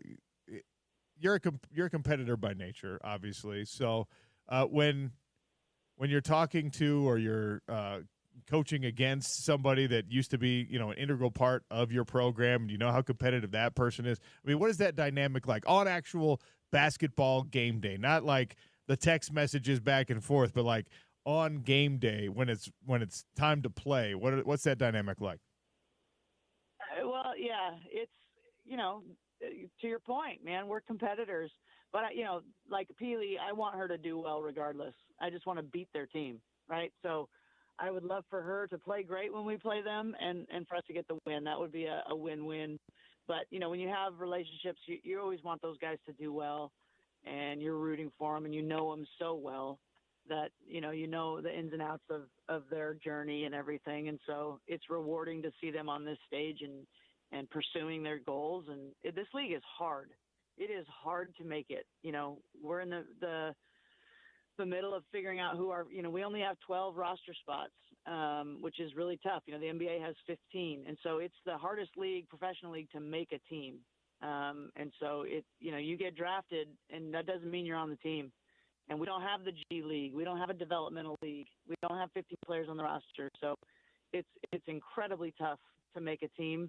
And I'm seeing that up close and personal, how challenging that is, and the decisions that have to be made as to who your final roster will be. It's tough. But, I'm always going to be in Peely's corner and rooting for her. You brought this up a few questions ago, the NIL thing in college basketball and the transfer portal thing in college basketball. I know it's a lot more prevalent on the men's side, and the money being thrown around there, even here in the state of Utah, is absolutely insane right now. But it has affected women's basketball at every level. And yes. And I wonder the effect that it has on the WNBA, because there are women that are coming out of situations where they're making more in college than they are allowed to make in the NBA because of a collectively bargained situation. And that has to be an odd dynamic, I would imagine. Yeah, I think there's two things to that. One, that's all going to change. That's part of this CBA thing. That's going to change while this all gets ironed out between the owners and the playership association, the players association. Again, I got no skin in that game. But that will change. The other thing is a lot of these players, well, I would say all of them, they make a significant amount of their money in their branding. And whether it's shoes or commercials or, social media, they're making significant money there. So it's the same kind of as quote unquote NIL. I don't know if they're, I think the narrative that they're making more in college is not true. But, the base rookie salary is not, it's not competitive to an NIL deal, to some NIL deals for those high profile players in college. But I do think that's going to shift. And I think, the players in the W, they're all making money, significant money, six-figure money in their partnerships and branding. Okay, that's so in my world, the combat sports world, you get a lot of that also, where there's a big conversation about fighter pay being, inadequate, but the opportunity for sponsorships and branding opportunities and things like that, and the exposure you get from being good at your job now allows you to monetize that elsewhere. And I always go back and forth on it because I'm like, okay, that is wonderful that you can get that extra income, but it's supposed to be extra income. It's not like the job is supposed to be the thing that pays you. And that's where I think this negotiation for the WNBA is going to be so important that you're alluding to, because I think it's wonderful that these women have found ways and are intelligent enough and creative enough to monetize their image and to brand themselves. But the athlete in me says, well, but you shouldn't have to do that in order to make a good living, if that makes sense. Yeah, no, I agree. I think everybody, the players would agree with you. And that's the direction we're trending. Again, I don't know anything that's going on in those rooms, so I don't really know, but that's what I think is happening. So we'll see how that all shakes out. But yeah, I think, I agree with you. I do. I just think it's the narrative that they're quote unquote making more in college. I think is false. Okay. Interesting. Before I let you go, and again, appreciate you giving us some time, handicap the West for me, and tell me what you're anticipating this WNBA season to be like. Your roster looks like it's really good. I think Vegas might be a team that could cause some problems. I don't know anything about Golden State, a new franchise that you got to kind of figure out, and you beat them last night. But handicap, especially the West for me, and maybe the whole league if you have the time for it. Yeah, I think there's a handful of teams that have established themselves. They've got the coaches have been there a long time. They've got really talented veterans where first day of training camp, they're scrimmaging with officials. Like they're just way ahead. So that would be like New York, Las Vegas, Minnesota. They're established, and I think they have they've put themselves to where they're going to be the teams that are the hardest to beat. And then you've got kind of this, the rest of us, quote unquote. Like, there's Indiana did a great job in free agency. They've got Caitlin Clark. They've signed some really key vets. Phoenix reloaded. They got free agency is just like in the NBA. There's three ways to build a roster. Through the draft, through trades, and then through free agency. And I'm learning that that's the big one. And you can't put all your eggs in free agency, but getting one or two key players out of that is, for us, like it was Kelsey Plum. That was huge. So I think the rest of us are working. It's a process. You don't just flip a switch and like, okay, now we're going to be great. Like you've got to work through it. And like last night's a great example. We played at Golden State, and that's an expansion team, and so they're all new, right? Everybody's new to each other. And I was reminded last night, like that doesn't mean they're not. It's not like the last place team in the Big 12 or the Pac-12. Like they're all pros and they're all really, really good. And so it's competitive. It's hard. It's a game of inches, and nobody goes undefeated. It's you just got to try to continue to get better and tweak things and adjust lineups and all the stuff. So. I couldn't tell you, there's power rankings and there's preseason stuff, but we got to start playing games to see what, there's 8 new coaches in the WNBA this year, 8, which is crazy, right? So there's a lot of new, a lot of unknowns, a lot of question marks. I'm just focused on our group and just being better. Last night we won, but there was a lot, as it should be in a preseason game with new players and new coaching and all the things. There's a lot that we need to get better at. And that's all I'm focused on. And we're going to compete like crazy, and I'm going to work my butt off to make sure we're competitive, and the goal is to make the playoffs. Well, Coach, wish you a ton of success in L.A., and hopefully at some point we get you back here in Salt Lake City. Maybe a WNBA expansion franchise sets down here in Salt Lake. We're becoming a real sports town now, Coach.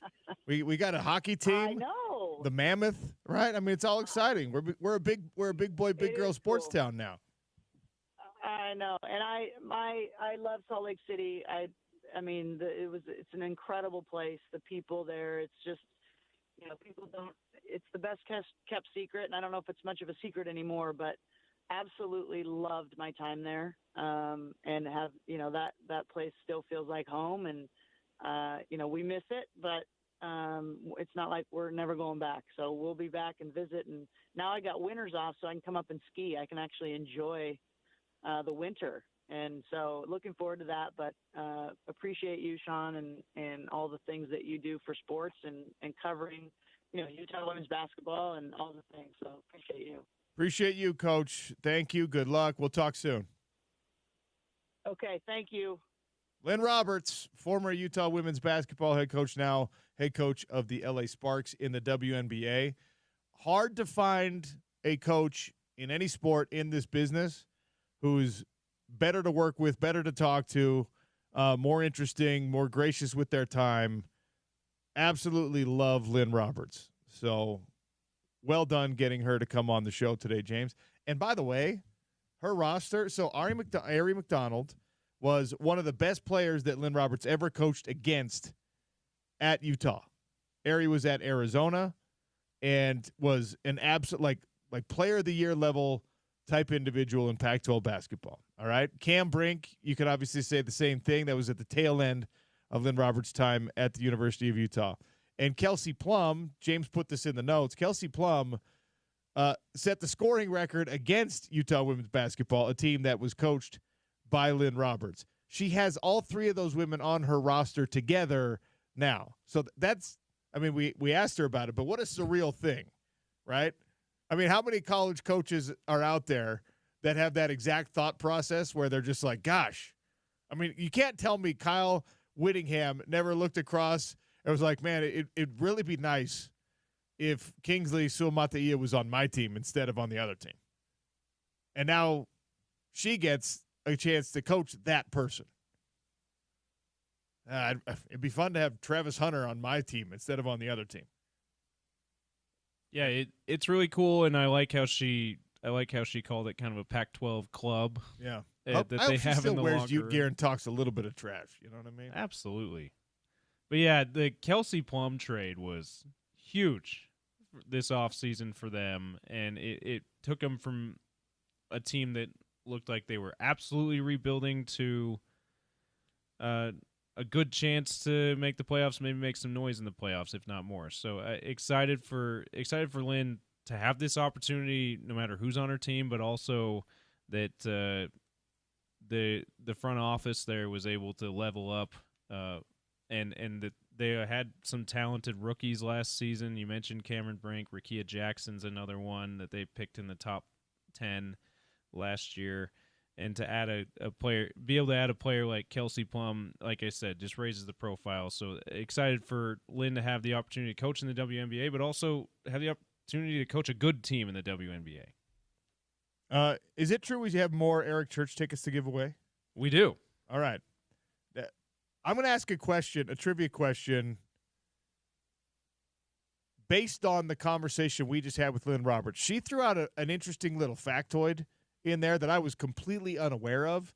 That's going to be the trivia question. So if you were listening closely to what Lynn Roberts had to say, you got a great chance to win Eric Church tickets when he comes to the Delta Center October 23rd. Those tickets go on sale Friday. Details are available at ESPN700sports.com. Giving away 2 tickets to that next. We've also got golf to give away today, courtesy of the Festival of Tees, the Utah Golf Association, and Mountain America Credit Union. Make sure you stick around with us. The Sean O'Connell Show on Utah's #1 sports talk, ESPN 700 at 92.1 FM.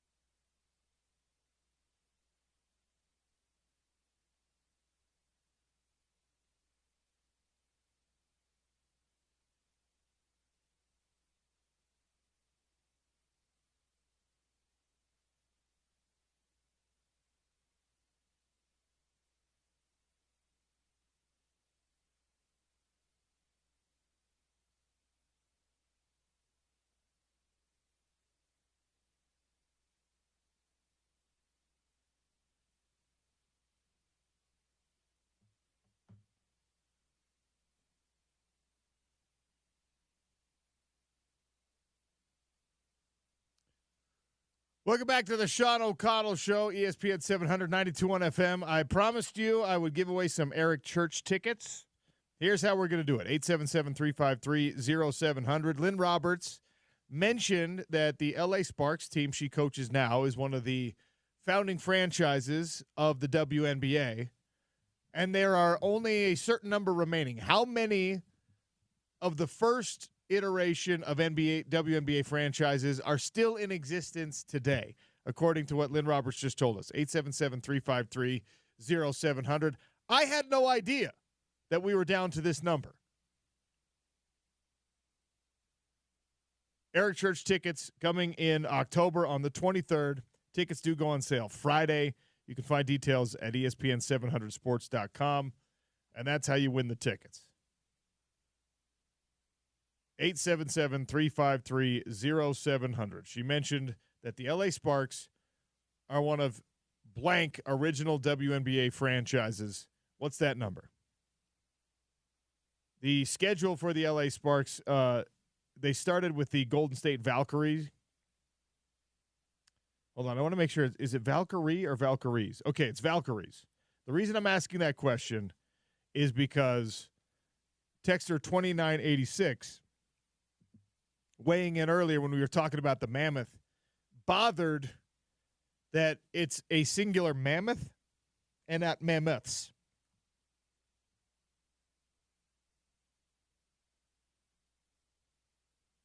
It feels like one of those things that you could say mammoth as a plural, though. You know what I mean? How many mammoths does it take? Mammoths? Mammoths? I'm not going to lie. Texter number 2986, I had no idea that this would bother people. Mammoth versus mammoths. Now, I do want one thing to happen. I'm over the moon about the branding and all the new thing.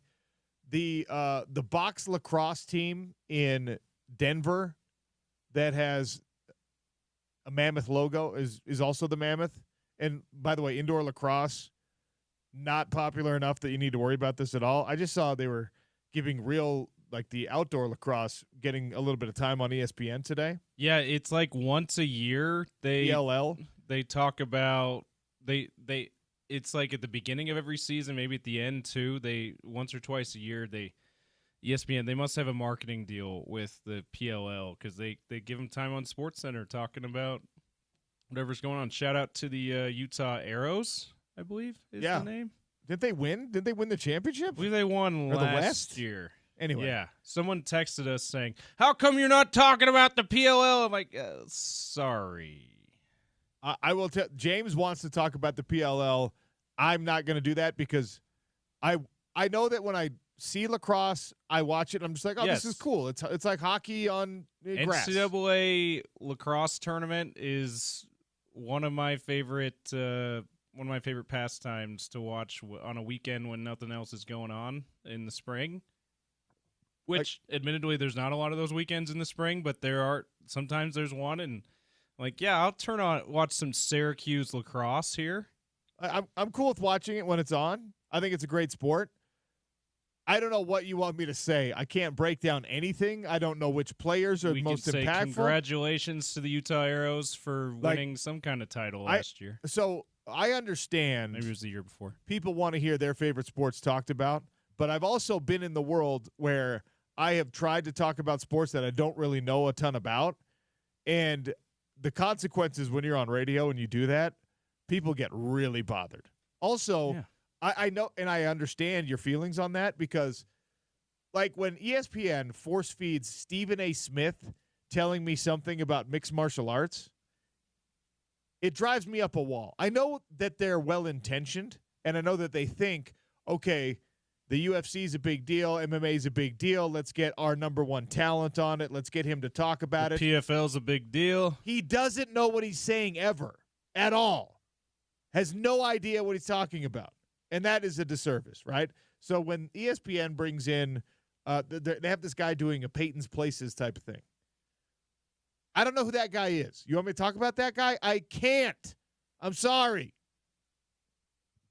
Anyway. We'll try to pay a little closer attention to what titles our local team one, so we can give them a shout out when it happens. But beyond that, it's very well said by you. We're not really equipped to talk much lacrosse beyond that. By the way, congratulations to Texter 4271. 3 teams left. 3 of the Heritage WNBA franchises remain in the current WNBA. One of the teams, RIP to the Stars. Yeah, one of the teams that's lost besides the Stars is the team that won the first 4 championships. Not a three-peat, not back-to-back. 4 in a row. Who was that? Houston Comets. Oh, wow. Cheryl Swoops. Cheryl Swoops. Cheryl Swoops back in the day.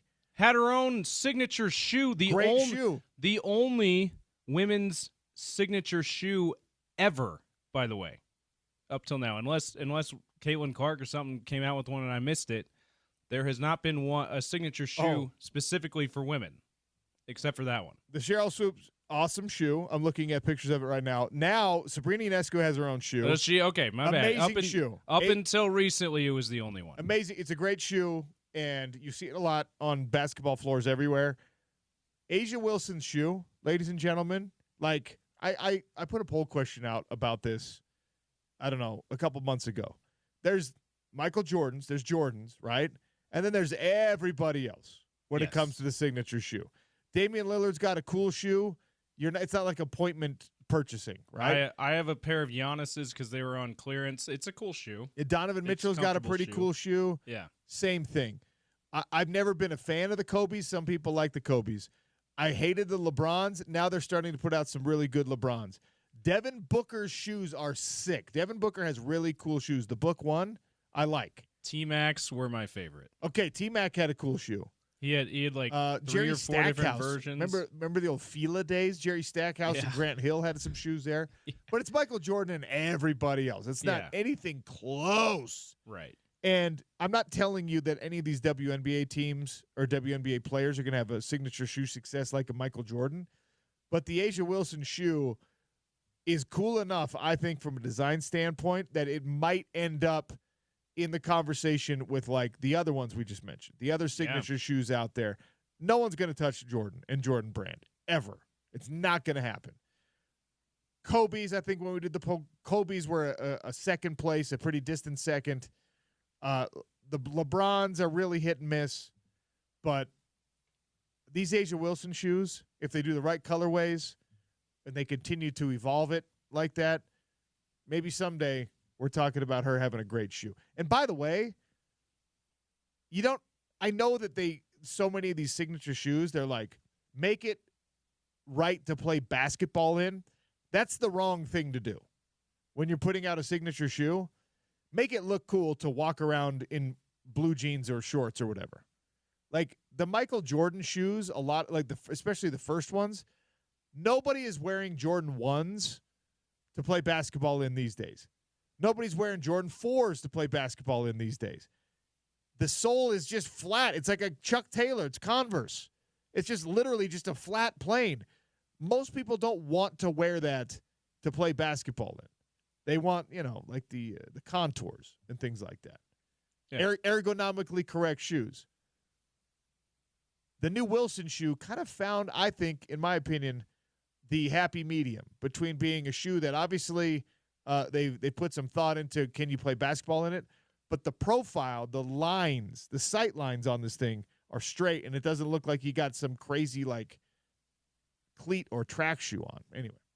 Yeah, make it fashionable for people who just want to wear cool shoes. That's a good way to do it. You do need to at least make a version of them for basketball because these players are wearing them to play basketball in. But yeah, and other people will want to wear those to play basketball in too when they see them there. Yeah, that's my mistake. I had read I'm a few years off then in saying it's the only women's signature shoe. It sounds like they've started to come out with some more in the last couple of years. That's awesome. Where do you come down on the mammoth should be plural debate? I think mammoth, not plural, is probably the best way to do it, actually, because mammoths doesn't roll off the tongue. It's a little harder to say. Mammoths. It's a little harder to say, and I'm not as anti singular form name as it seems like there's a lot of people bothered by, and not just with mammoth, with when Caitlin Clark burst on the scene in WNBA and everyone started watching. Indiana Fevers. They're just fever. Do you want them to be the Fevers? The Fevers, Multiple fever? And people started watching the WNBA and noticed that it's not just the Indiana Fever. There's actually a large percentage of the WNBA teams that are singular form, and that bothered people. Got so bothered by that. I'm like, who cares? You got to get past it. Yeah, like it's just it's Miami just a name. Heats. You want the Miami Heats? The Jazzes. Like Jazz. Plural of jazz is jazz, though. Yeah, that's true. It's like moose. Yeah. It's not mooses or meese. So it doesn't bother me that much. I mean, when I saw people seemingly up in arms about the WNBA singular form thing, I'm like, but I bet none of you hated Thunder. Like, You mean the stuff happens. legendary Oklahoma City Thunders? Yeah. Desert Hills Thunder. Shout out to the St. George High School. But like Former Panay Sewell yes, school. the Sewell brothers all played there. Noah ended up graduating from Orem, but he played down there too. Yeah, like it doesn't bother me that much, and I think in the case of Mammoths, when you have the TH ending and an S, it's a little clunky. Yeah. It's like when you're trying to name a child and your last name is O'Connell, you can't give them a name that ends in A or AH, Hannah or something like that. It sounds weird. Hannah O. You can't do it. You know, it ruins it. Okay. Take a quick one here. Okay, from 2409, Mammoth is both singular and plural.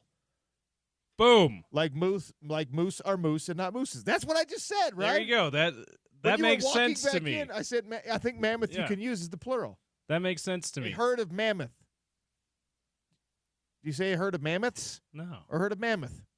You know what? We can find this out let's all go watch the entire Ice Age franchise. Yeah. See what Ray Romano has to say about it. Maybe that should be the name of our live mammoth mascot, Ray. By the way, there is a scene, I think I mentioned this last week, there is a scene in one of those movies where the mammoth are playing hockey together. It's in like number 5 or something. But my kids were watching it, and I was like, oh, what, mammoth playing hockey? Let's go. That's absolutely going to be on the video board at the Delta Center. As it should multiple be. times through the game. The Ice Age scene. I will be bothered, though, if DreamWorks steps in as a sponsor and we just have Manny the Mammoth as our mascot. It's just an exact replica. I don't want that. Yeah, the live mammoth mascot, because we're getting live mammoths again, people. If you if you missed it earlier, Colossal's bringing it. Is it Colossal? Is that the name? Colossal Biosciences. They're bringing them back. When we have a live mammoth mascot, it should not be the name. If we're going with the Ice Age theme, don't name it Mammoth. Don't name it Manny. Name it Ray. Ray for Ray Romano. Throw people off. Wow. USA Today. Why Utah Mammoth and not plural mammoths? NHL fans are annoyed. Knock it off! USA Today, I'm unsubscribing. Just kidding. I wouldn't pay you for your crap. Sean O'Connell Show, ESPN 700, 92.1 FM.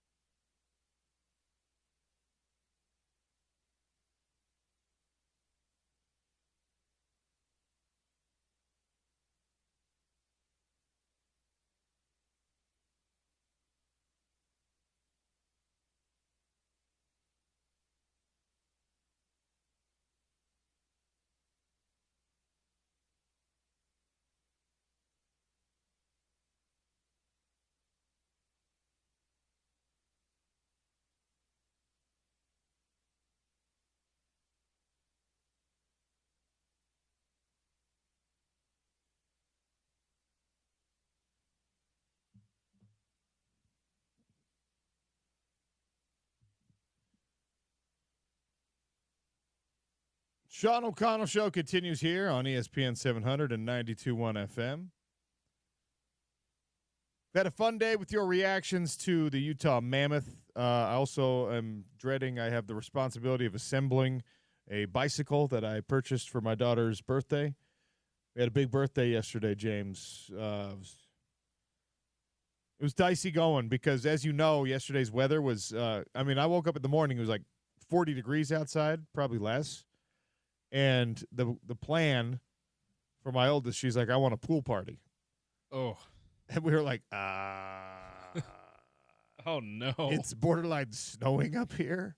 But it warmed up in the afternoon, and thankfully Grandma and Grandpa have access to a pool, so we were able to have a little – the water – like, it's still crazy. Kids are nuts. Like, no adult wanted to be in that temperature of water, but kids are different. I was going to say built different. I was going to say did you find an indoor pool to host this pool party at? But, it did end up warming up in the afternoon for the kids to want to swim in an outdoor pool. Yes. So it worked out, but I have to assemble a bicycle because I'm a fool and I ordered the bike online. And you can go to a bike shop and they're already put together, but when you order them online, you got to put them together yourself. This is what you get, though, as a parent. This is what I get for allowing my kids to be picky about something that really doesn't matter on a bike, like the color of the bike. At the end of the day, no one cares what color the bike is, except a 6-year-old cares a lot about what color the bike is. And so the perfectly adequate bike that is like, I don't know, an aquamarine blue. Nope, it has to be like a sky blue. Can't be aquamarine. Well, the shade of blue matters to the daughters more than it does the sons. So good. That's definitely an important part. Is that true? Is that how it works? I mean, I guess the shade of blue matters a lot here in this state. Yeah, I mean, because BYU they stole the Aggie blue for a long time. Now they're leaning in. They're going back to the royal blue. And that's like, so the color of blue matters. It matters. It matters to boys too, I suppose, but it is I wouldn't say scientifically proven, but there is evidence that men don't see as many shades of colors as women. Is that true? Yeah. So you're telling me that I have a household full of people who see more colors than I do? I don't know if I'm using the right term. If it's shade or if maybe it's hue, but one of those variations of colors, men don't see it as well as women. Men don't see as many of them or as well. The variations that we do see, we don't see it quite as clearly as women do. I don't believe you. And you know what? We're going to put this question to Sarah Todd, who's our next guest. Okay. She probably knows. I'm happy to be the only one that seems to know this. The Sean O'Connell Show continues. Hour number 3 will start with Sarah Todd next. Talking a little Utah Jazz, NBA playoffs, etc. on ESPN 700, 92.1 FM.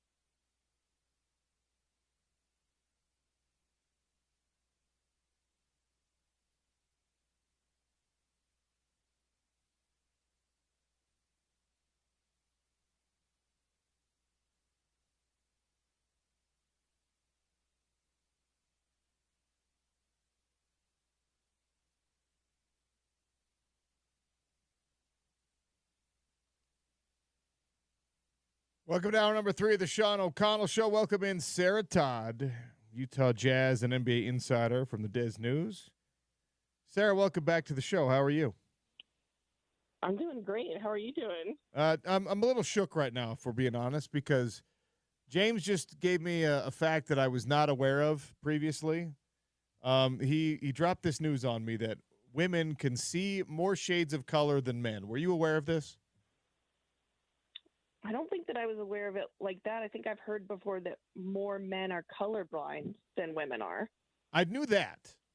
Yeah. But James just dropped this. James, and he verified during the break, and Google was listening to him and automatically filled in the search bar. That's how scary technology is Yeah, getting I just right now. Sarah, all I had to do was type "can men" and it filled in with "see as many colors as women." I'm like, I mean, I think that when you're typing "can men" into Google, if that's what you're getting, then don't complain right now. Okay. James, that's how wholesome James is, by the way. I know, right? I know. But the answer came back in the negative. Men cannot see as many colors as women, right? A study published by the National Institute of Health says that women can see more shades of color than men. Now, that's probably like on average. Maybe there's probably some men that might be able to see more than the average man. Are brands like has the Utah Mammoth? Have they snuck in an extra like shade of blue for the women only on this? What's going on here? No, this feels like this might be like a conversation is this topical right now? Because my fiance sent me like a social media post a couple of days ago, and it on first glance it just looked like it was a square of yellow. Okay. And he was like, "Can you see the different colors here? I feel like I'm being pranked." And I looked at it, and like when I looked at it closer, I could see that there were 4 squares within the square that were different yellows. Oh wow. And I was like, "Oh yeah, I can see that it's like 4 different shades of yellow." And he was like, "It looks the exact same to me." So this feels like a topic of conversation that's going around. Yeah, I don't even know how we landed on this, but James just dropped that knowledge bomb on me, and I now I'm feeling I have FOMO that I'm missing out on all the possible colors in the spectrum, and I don't like that one bit. But let's talk some basketball, shall we? Okay. All right. Yeah. We have not checked in with you since the Jazz announced a Will Hardy extension, good through 2031, and I wanted your thoughts on that announcement. I mean, I don't have any negative feelings about it at all. I mean, I think if anything, like it's a nice reward to Will Hardy for what he took the jobs and he signed up for things knowing that it was probably going to be like this, right? And so that the Jazz are tanking and that they're going through like this long rebuilding process is not a surprise or news to Will Hardy. But on the other side of that is like eventually the team is going to want to start to try to win games, and like giving him a long contract extension, signals to him like, hey, we're not going to just dump you off as soon as we want to try and be good. We're going to give you a chance at this at least. And so I think that that's a nice reward for him. And frankly, like I've said this so many times over the last couple of years, like the biggest job for the coach in the kind of situation that Will Hardy is in is getting guys to at least buy in enough. They don't have to like the tanking. They don't have to agree with what the front office is doing, but getting the players to be happy is really difficult in that situation, and getting them motivated to still want to be better, that's really, really hard. And I feel like he's done a really great job with that. And yeah, I mean, most of all, I want to see what it looks like when Will Hardy is actually coaching, right? Like, I really want to see that. I want to know if he's good when the X's and O's on the court actually matter. And so hopefully someday, right? And obviously it's a vote of confidence that, yes, we know you can do that too. We know you can try to win basketball games too, because there's nobody in the front office that is planning on this this prolonged tank to take 6 years, which would take us through the end of his contract. Yeah, and I think, having the vote of confidence, and I know there's a lot of people that disagree with the way that Danny Ainge has helped lead the team over the last couple of years, but like there's no denying that Danny Ainge has an incredible wealth of basketball knowledge. Like he's seen all different types of coaches, players, relationships between those relationships between coaches and front offices. Like, he really understands how those relationships are supposed to work. And so to have him also be part of that vote of confidence for Will going forward, I think actually says something. So we are 5 days away from finding out where the Utah Jazz will be drafting in the upcoming NBA draft lottery. I am a superstitious conspiracy theory type of individual. I think that the good luck in the NHL draft lottery curses you in the NBA draft lottery. I've been asking everyone about this. I know that they're logically unrelated, but where do you fall on the fact that, one could affect the other? Yeah, not a very superstitious person. Okay, all right. No, go ahead. You can blast me for it. That's fine. Unrelated. Yeah, they feel completely unrelated to me. It's very sweet that you do, though. Don't say that. That's patronizing. It's very sweet that you're like. It is. It's cute. Oh, flag on Sarah for talking down to me on my own show, even if I deserve it. All right, not cool, Sarah Todd. Why would you? Okay. Even if they are unrelated, and I'll accept your false premise that they are unrelated, even though the math says that they are. How should we be feeling as folks that hope, obviously, to see the Utah Jazz get that number 1 overall pick? It feels different when Christmas is right around the corner here than it did a couple months ago when you knew that you were efforting the top odds. Now you have them. But it's a tie for the 3 teams with the top odds. And even with the top odds, the math says that you're less likely to get the first pick than you are to get the first pick. So how should Jazz fans be feeling about this whole approaching Monday night situation?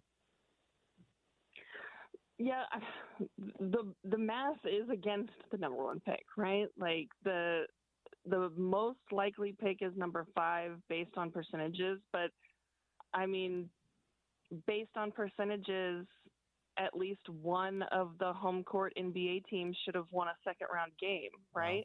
Wow. Yeah, we'll get to that. That's wild. Yeah, and I think the thing that I keep going back to is that since they flattened the odds in 2019, the team with the absolute worst record so far has not gotten the number 1 pick.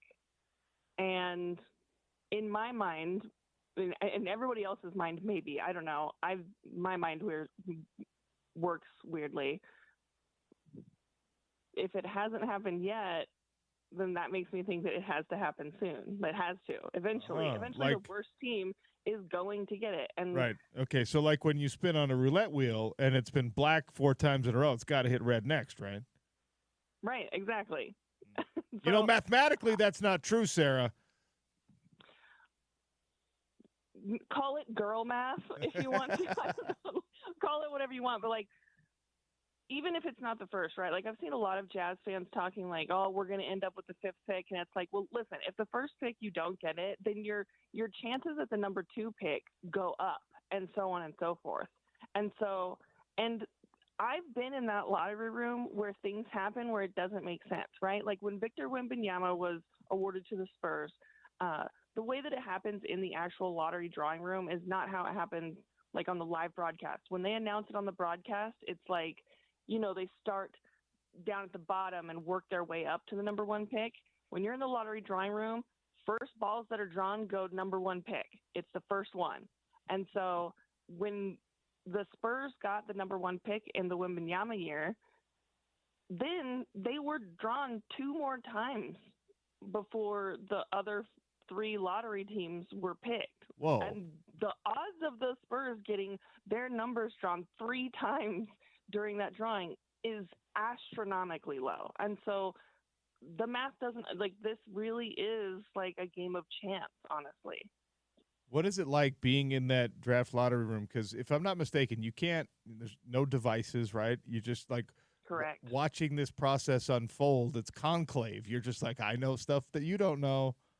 Yeah, that's the weirdest thing is because they roll in sort of like these big TVs so that after the drawing is done, you can watch what's happening out on the stage and during the actual broadcast. So we're all in the room, we're all watching and saying, like, we already know. We know where it's going. So there's like this weird feeling of power in that room of having knowledge that no one else in the world has for about an hour. But the room is tense. It's weird and it's tense because it's really intimate.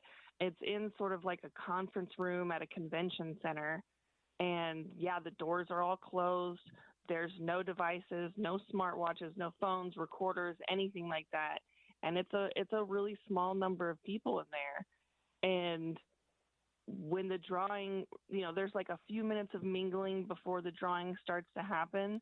But then once it happens, I mean, you could hear someone's stomach growl in that room, and the silence, you can just feel the tension. Did anyone's stomach growl in that room? Because that would be hilarious. Not yet, but I'll be there. I'll be in the room again this year, and I'm just waiting because, like, I know that my track record is that, like, something stupid is going to happen to me, and I can't believe it hasn't happened since I've been in that room yet. And so 100%, like, I'm going to fall out of my chair or something. Oh, that is I love a good tense situation, and then something strange breaks the tension. Sarah Todd is our guest here on the Sean O'Connell Show, talking Utah Jazz, the upcoming draft lottery. Want to talk some NBA playoffs as well. You mentioned, that the odds were against 4 NBA teams, 4 road dogs, all winning the first round of the first game, of the second round series. That happened, has not happened in NBA history in the past. We threw out a stat earlier today that it was like 1 in 16 or 3 out of 1,643 games has a team come 3 times in that many games has a team come back from trailing 7 points in the final minute of a fourth quarter overtime. And 2 of those 3 are the Pacers this year in the playoffs. What is in the air? What is in the water that we're getting all these strange occurrences in the 2025 playoff cycle? A few years ago, I wrote a story about whether or not home court advantage really did matter. I think it was during the pandemic, during the bubble, because it was all going to be like neutral court, right? And what was interesting is that, like, the stats on that, it's not like it heavily favors the home court. Basically, like, it favors the better team, right? Like, home court advantage really matters in the 1-8 series. And it's like, well, yeah, that's usually because you have, like, one of the best teams in the league playing one of definitely the not best teams in the league. And so there's context to some of those. But when you get down, like, farther in the playoffs, home court advantage has a slight edge, but not a huge one until you get to a point where, just logically it makes sense, right? Like, does home court advantage matter more when a team is up, 3-1? Well, yeah, obviously, because if the team with the home court advantage is the one that's up 3-1, then they have a better chance of winning the series anyways, because it's harder to win 3 against a team to close them out. And so it's just interesting watching this and seeing this happen. And I don't know if there's necessarily something in the air, but I'm loving it, right? Like, it makes the playoffs so much more interesting when it's like you went down at home and now you have to go and steal just to be able to stay in it. You don't have to steal to win a series early, or you don't have to only win at home to win the series. Like, I forget who it was that said it, but there's a coach a while back that said, a series doesn't start until a team wins on the road. And so in the second round, by those rules, like, these are real series right off the bat. Can the Golden State Warriors win a series if Steph Curry is going to be out for a week? I mean, purely based on what we saw last night, yeah, but I also think that Minnesota would have to try really hard to play as bad as they did 3 more times. And, one of the things that I said many times going into this series is that, the Jimmy Butler trade is really good for Golden State if they have Steph. But up to this point, we as basketball fans have not been shown that Jimmy Butler can just put a team on his back and carry them all the way. Actually, we've been shown the opposite, that he absolutely can't. And so I would have to imagine that the defense would drastically change and that Golden State would have a much harder time if they're going to have to rely on Jimmy Butler to do most of the heavy lifting. I asked this question yesterday, and obviously we were not equipped with the extra knowledge of a 2-0 lead for the Pacers, but Rudy Gobert or Donovan Mitchell, whose playoffs go the longest this year in 2025? Oh man, that's a really hard question to answer because both situations are so right. Like you'd think without Steph, maybe the Timberwolves could beat the Warriors, but now the Cavs are down 2-0, and Donovan has been playing just absolutely incredibly these playoffs. And so my initial gut instinct is to say Donovan because of how well he's been playing, but coming back down 0-2 is really, really difficult. And it's not like that Pacers team are anything to, turn your nose up at. So I think that I probably lean Rudy just a little bit, and that's because of the 0-2 start for the Cavs. We saw the results of the anonymous player poll, and the Cavs fans were chanting it at him. Tyrese Halliburton, underrated, overrated, or properly rated? I think properly rated. I think, I don't think that we've seen anything so far that says that Halliburton is not a good player, right? Like we've seen him hit tough shots and grow a lot as a player. And frankly, he's one of the few players in the playoffs that, without having kind of like a super power that kind of really, really stands out, that he's still able to dictate so much of a game while it happens. And I think that that's the mark of a really good all-around player. And so, but I also think that overrated is a hilarious thing to chant at him, and fans should keep fanning the way that they're doing it. That's great. That's good stuff. That's good fan behavior. Fanning is one of the silliest things in the world, but we all do it in our own ways, and I've been guilty myself. The Spurs and the Jazz feel like they're linked. The storylines go deep, but I always look at it and I say, yep, the Spurs are either trying to beat the Jazz or the Jazz are trying to beat the Spurs, depending on which decade you're looking at. And obviously it's been the Jazz trying to beat the Spurs as of late. And a big reason for that was Greg Popovich, or is Greg Popovich. Now his role is going to change, completely different. And, they've already named his successor to be the man that follows the man, is a challenge in and of itself. Do you think that the Will Hardy extension had anything to do at all with what was going on with the Spurs organization? I mean, he was already under contract. Will was, and they were going to name a successor while he was still under contract. And so I don't think that it was directly linked. But I think that the Jazz brass also know that those rumors were going to swirl no matter how much Will Hardy was under contract, right? Like they're many around the league, had thought like, oh, do you think that Will wants that job? And like would ask me questions all the time about it. Like there definitely was, I think, intrigue from the outside. And so I think internally it's not a mistake that it happened so early on in the off season. And, that kind of, if anything, they were probably going to do this anyway, and doing it early and doing it, so soon after the Greg Popovich news just makes everybody be able to breathe a little bit easier, right? Like Will doesn't have to worry about the rumors. The Jazz decision makers don't have to worry about if Will is going to be considering anything else. Like it all just makes things just a sigh of relief, I think, for everyone.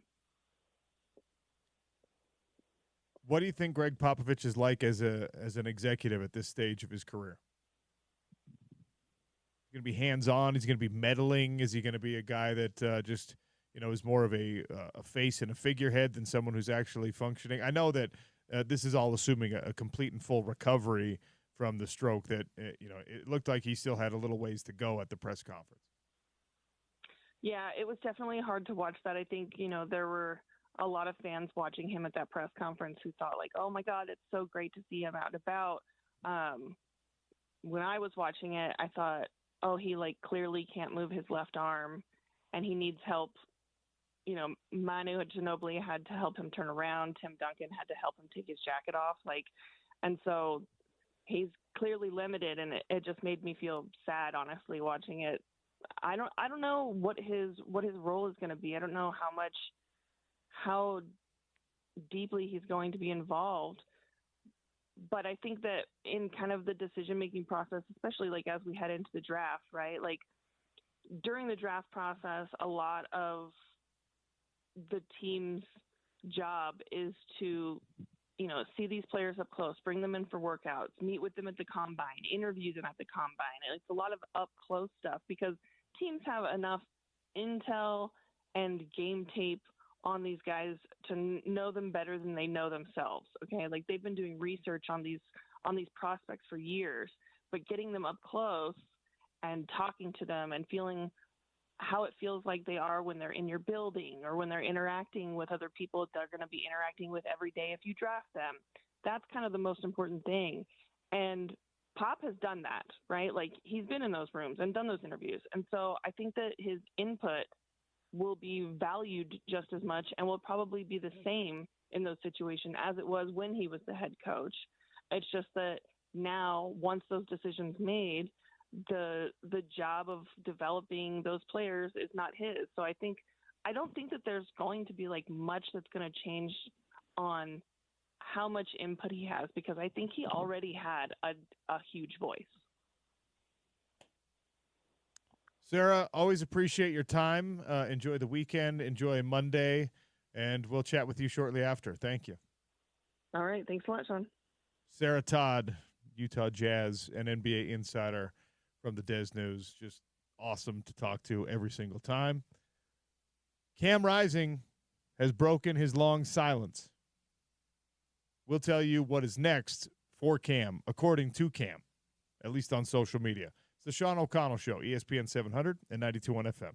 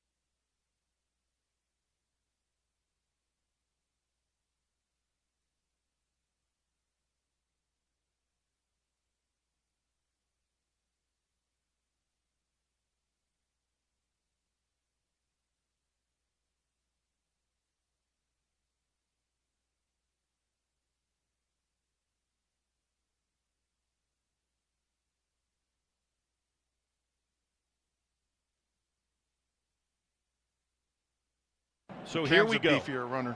Here we go.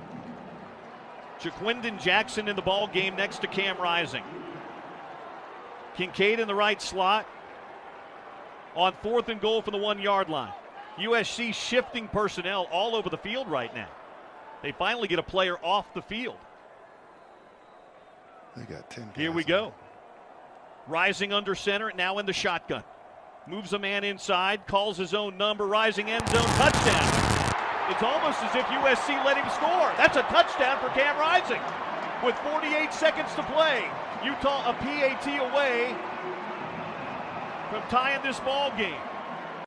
Utah going for the win here and not the tie. Rising in the shotgun with Bernard next to him. Going for 2, down by 1. Snap, Rising, looks, surveys. Cam scrambles, Cam to the end zone. He's in! He's in! The 2-point conversion is good! And Utah leads it 43-42 with 48 seconds to play. We've got pandemonium at Rice-Eccles Stadium.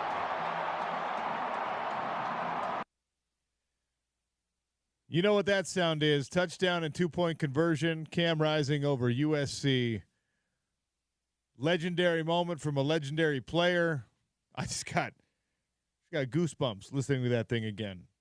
I was on the field in that end zone when it happened. The atmosphere at Rice-Eccles, that's among the top 3 probably ever. And one of Bill's best calls, too. Great call Shout from out to Bill Bill Riley. Riley, voice of the Utes. Gonna have him on again on Friday as we usually do. I'm sure we'll ask him about this and Cam memories. But yeah, outstanding call by Bill, and after an outstanding play by a true Utah football legend who just gave us some long-awaited news. So we've been kind of speculating. We asked Shahan Jayaraj about it when he joined us. You know, there's just been this open-ended question like, hey, where's Cam Rising? What's going on with Cam Rising? And Kyle Whittingham told us that he was going to let Cam deliver the message whenever it was time to deliver the message about what's next for Cam. And Cam Rising decided that May 7th, 2025 was the right time. This is directly from Cam's Twitter account.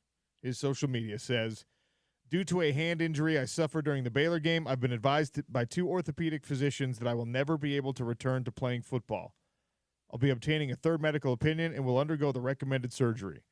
I will continue to rehab and do all I can to get healthy. In the meantime, I will unfortunately be forced to medically retire from the game I love. My why has always been my family. I've always thought of my teammates as my brothers and always will. Thank you guys for always pushing me to improve and just making this game enjoyable.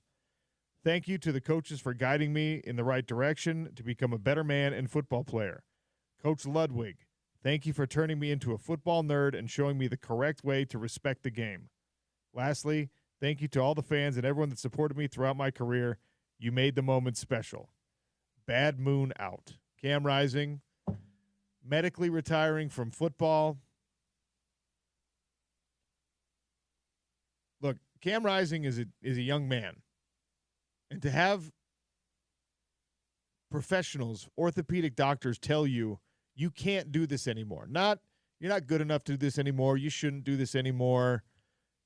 You can't play anymore because of a hand injury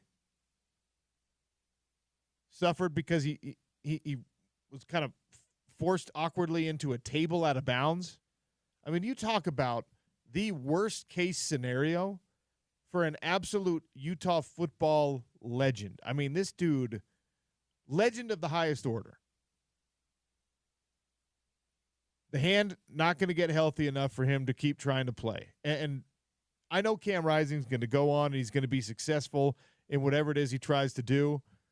I hope that this is not such a bitter ending that he doesn't like football anymore or that he doesn't want to be involved in coaching, because Cam Rising had that thing that you got to be, I don't know if you can teach it, but you got to be able to try to teach it to quarterbacks especially, that self-assured, everything's going to be okay because I've got the ball in my hand kind of a thing. Cam Rising had and has that effect on the game of football and on his teammates, even his defensive teammates, even the kicker.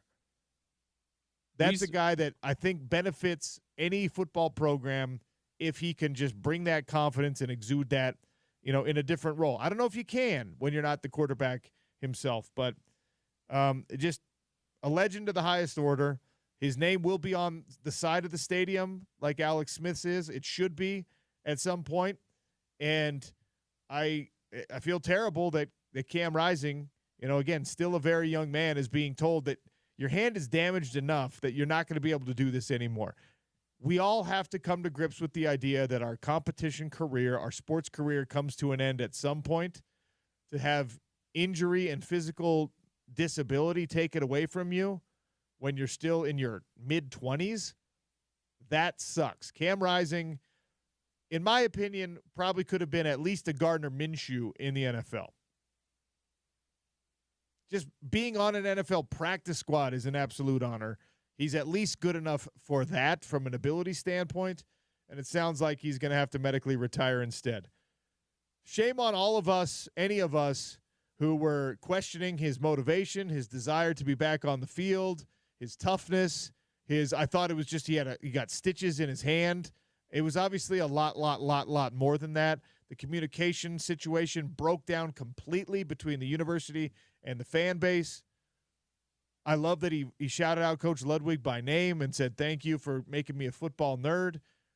You guys know that I'm a big Andy Ludwig fan, and I think Andy Ludwig is a huge portion of the success that Utah football had in the salad days, man, the glory days of that Pac-12 run where you were in the hunt for 5 straight years for a conference championship, and you won it 2 years in a row. That it's going to be hard to replicate that Kyle Whittingham era, Morgan Scalley era. That was a special time for Utah football, and Cam Rising was maybe the biggest ingredient, the biggest part of it from a player perspective. I know that Alex Smith is going to go down as the number 1 quarterback in program history, rightfully so in most cases, in pretty much every sense of the word. But Cam Rising belongs on the Mount Rushmore of Utah football players, period. Point blank, end of story.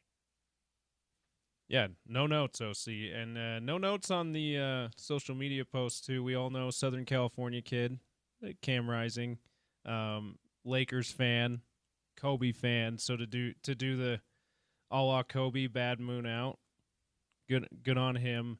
Yeah, it just sucks, man, because despite the breakdown in communication you talked about, which a lot of people decided to turn against Cam for, which was totally unfair, totally unwarranted. Despite all of that, it's he was such a beloved figure in those 2 Pac-12 championship years, and that's how we should always remember Cam Rising, the football player. Yeah. We're getting a phone call, it sounds like, 877-353-0700 if you want to weigh in. That's the text line. You can tweet at me as well. I have extended an invitation to Cam. He said he'll let us know when he's ready to have a conversation about this. So, open invitation. Chair, the mic, always open for Cam Rising. And look, I know it was a complicated couple of seasons with the secretive nature surrounding the injury. First the knee, and then the hand, and then the ankle when he came back in against Arizona State. It's just a wild situation, and I feel it's a shame. It's a damn shame that this is the way that it ends for Cam Rising, because you are not going to find a bigger fan of his ability and his vibe and the way that he affected Utah football. So good luck to him in the next chapter, and we will at some point have him on the air, and we'll talk about it with him. And I hope Utah football is involved for him some way. Like, all respect to everyone who's in the NIL fundraising world right now at Utah football, and I know that's going to change with the House settlement and things like that. But a lot of these programs are bringing back big-time names, big dignitaries, program legends to help them kind of run things from the NIL front, to help run things from the personnel and the GM front. Assistant GM? Robert Blecken, Cam Rising, maybe? I could see him being really good in that role because he's just a cool guy. You know what I mean? He was, from people that we heard that cover the program and sources within the program, he was looked at as like the closer for recruits. They say, hey, Cam, go spend some time with so-and-so, and most times he was able to convince those guys to come play for Utah. So, yeah, I think he would be really good in that role. James, today's been one of the weirdest days in terms of announcements that I can remember. It's a weird day. You get the announcement that the Utah Mammoth name is official for the Utah Hockey Club. We're now the Utah Mammoth. For me, that's a joyous occasion. That's like fun. That's childish. Like it's Christmas time. Yay, this is cool. We get a new logo. It's just like the very surface level of joy. It's like cotton candy in your mouth. It's wonderful, right? And then this Cam Rising announcement is, for me, like, it's a perspective shifting kind of like this guy gave so much to the program that his hand might not work right for the rest of his life. His hand. Not I got a bum knee. His hand. Dominant hand too, not his hand that he doesn't use very much. And I know there's a difference between being able to grip and spin a football and just live your daily life, but come on. It's his damn hand. So that's a sobering thing to think about and to learn. So, again, there's only so many ways you can say it, but we wish Cam Rising all the best moving forward, and we will be there supporting it and watching it and talking about it, whatever that is. Also, in between those two announcements, James, for me personally, PFL made an announcement this morning. I put it out on my social. People, if you follow me, you probably saw it. Professional Fighters League doing a championship fight in Cape Town, South Africa. Probably my favorite place that I've ever visited. Really? And I get to go back. That's awesome. This summer. Not during football season, folks. It's not going to make me miss anything important for the Utes. This is awesome. So, like, Utah Hockey Club, woohoo, it's now the Mammoth. Yes, I get to go to Cape Town to call some fights. Oh, my gosh, this is going to be great. Cam Rising can't ever throw a football again. Ugh. It's such a letdown compared to those other two things. It Yikes. really is. Anyway, weird announcement day. Weird. And both of us have spent enough time with Cam, you more than me. Cam coming into these studios for a couple of years doing some interviews, on the field and whatnot, and around him there. He's an incredible guy.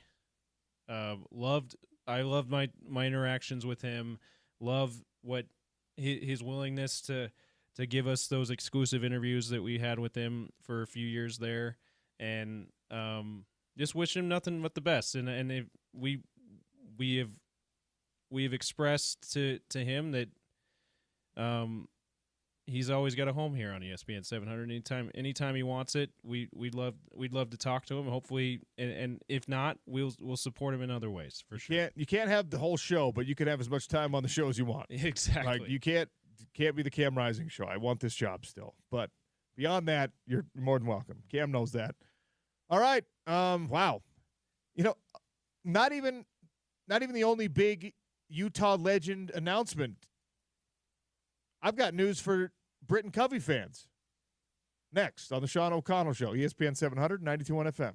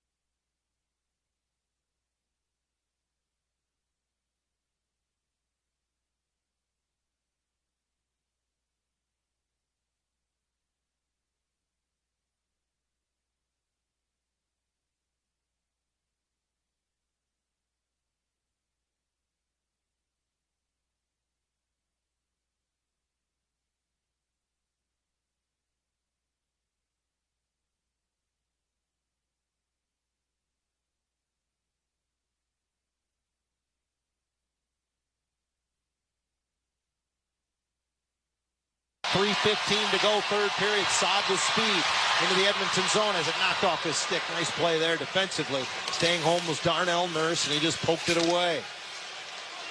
Klingberg gets it all the way the other way. Here's a chance for Hyman. Scores! He came in late. It was a long wrist shot, and he beat Aiden Hill to the glove side with exactly 3 minutes to go, and Zach Hyman has given Edmonton their first lead of the night. 4-2 win for the Edmonton Oilers over the Golden Knights in Vegas. That sound from the Stanley Cup playoffs, courtesy of Sports USA. John Oller's on the call. We've got NHL hockey right here on ESPN 700. Game 4, Maple Leafs and Panthers on Sunday night will be the next broadcast. All right, 18 holes at Wasatch Mountain State Park for the Festival of Tees, brought to you by the Utah Golf Association and Mountain America Credit Union. 877-353-0700. Cam Rising with the big announcement. Tell me how many touchdown passes Cam Rising finished with at the University of Utah, and we'll give you 18 holes at Wasatch Mountain State Park. 877-353-0700. Crosstalk brought to you by Burt Brothers. Burt Brothers does it better. Spence Checketts and the drive coming up next. Tried to go high. My bad. Here's a little bit of news for you. What do you got? Britton Covey picked up by the Rams. You saw that. Mm-hmm. Did you see where the Rams are doing their rookie minicamp? No. Maui. Oh, hell yes. So that's why Britt signed with the Rams. The Rams teamed up with the Board of Tourism, and they're doing a 3-day camp in Maui. Good for Britt, man. Maui camp.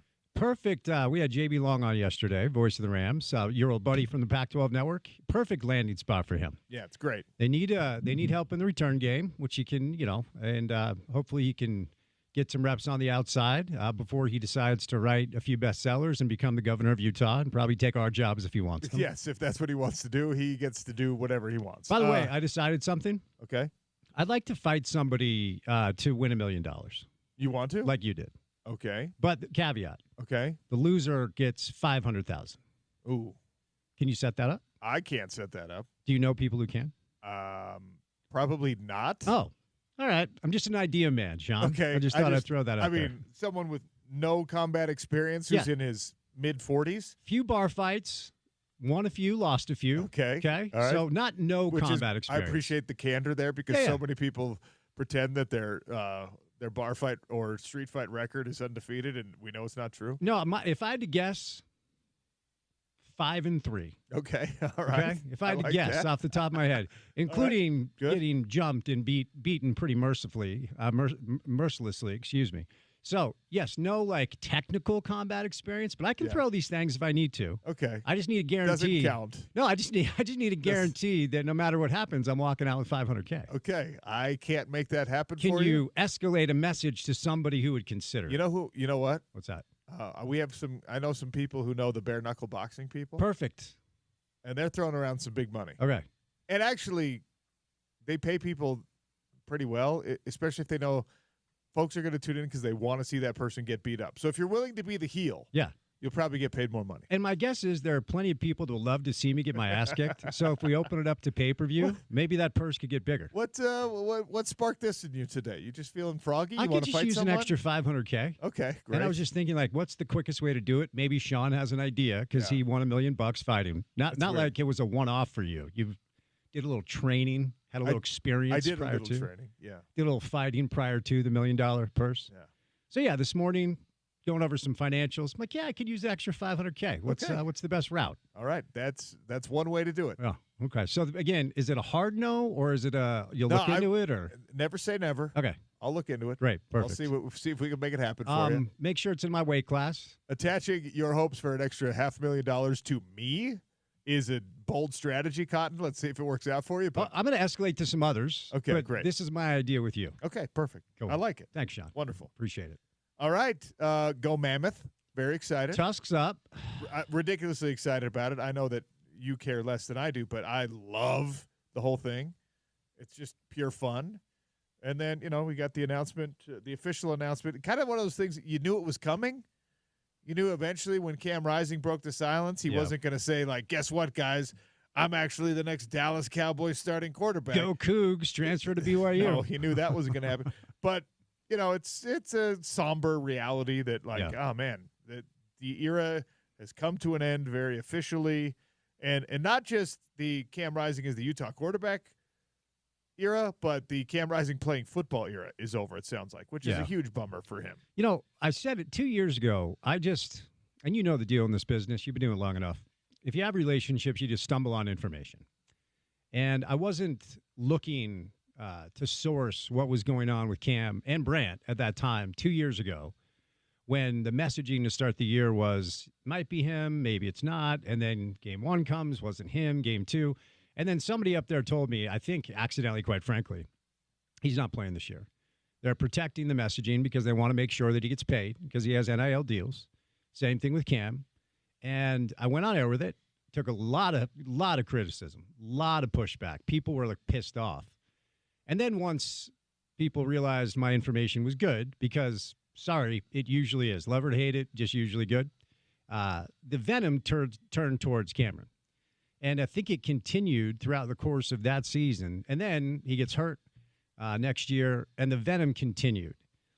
And I said then what I'm going to say today. I just hope this kid is always remembered the way he deserves to be remembered, even though the end wasn't what people were hoping for, and the end wasn't what Cameron was hoping for. Yeah, well, we'll do our part in that effort. For sure. Right? Because he is Mount Rushmore of Utah football players. No doubt. And there's no doubt about that. And, I hope that, whatever changes happen or don't happen, I hope that he's one of those guys, at the very least, that you see on the sidelines sometimes.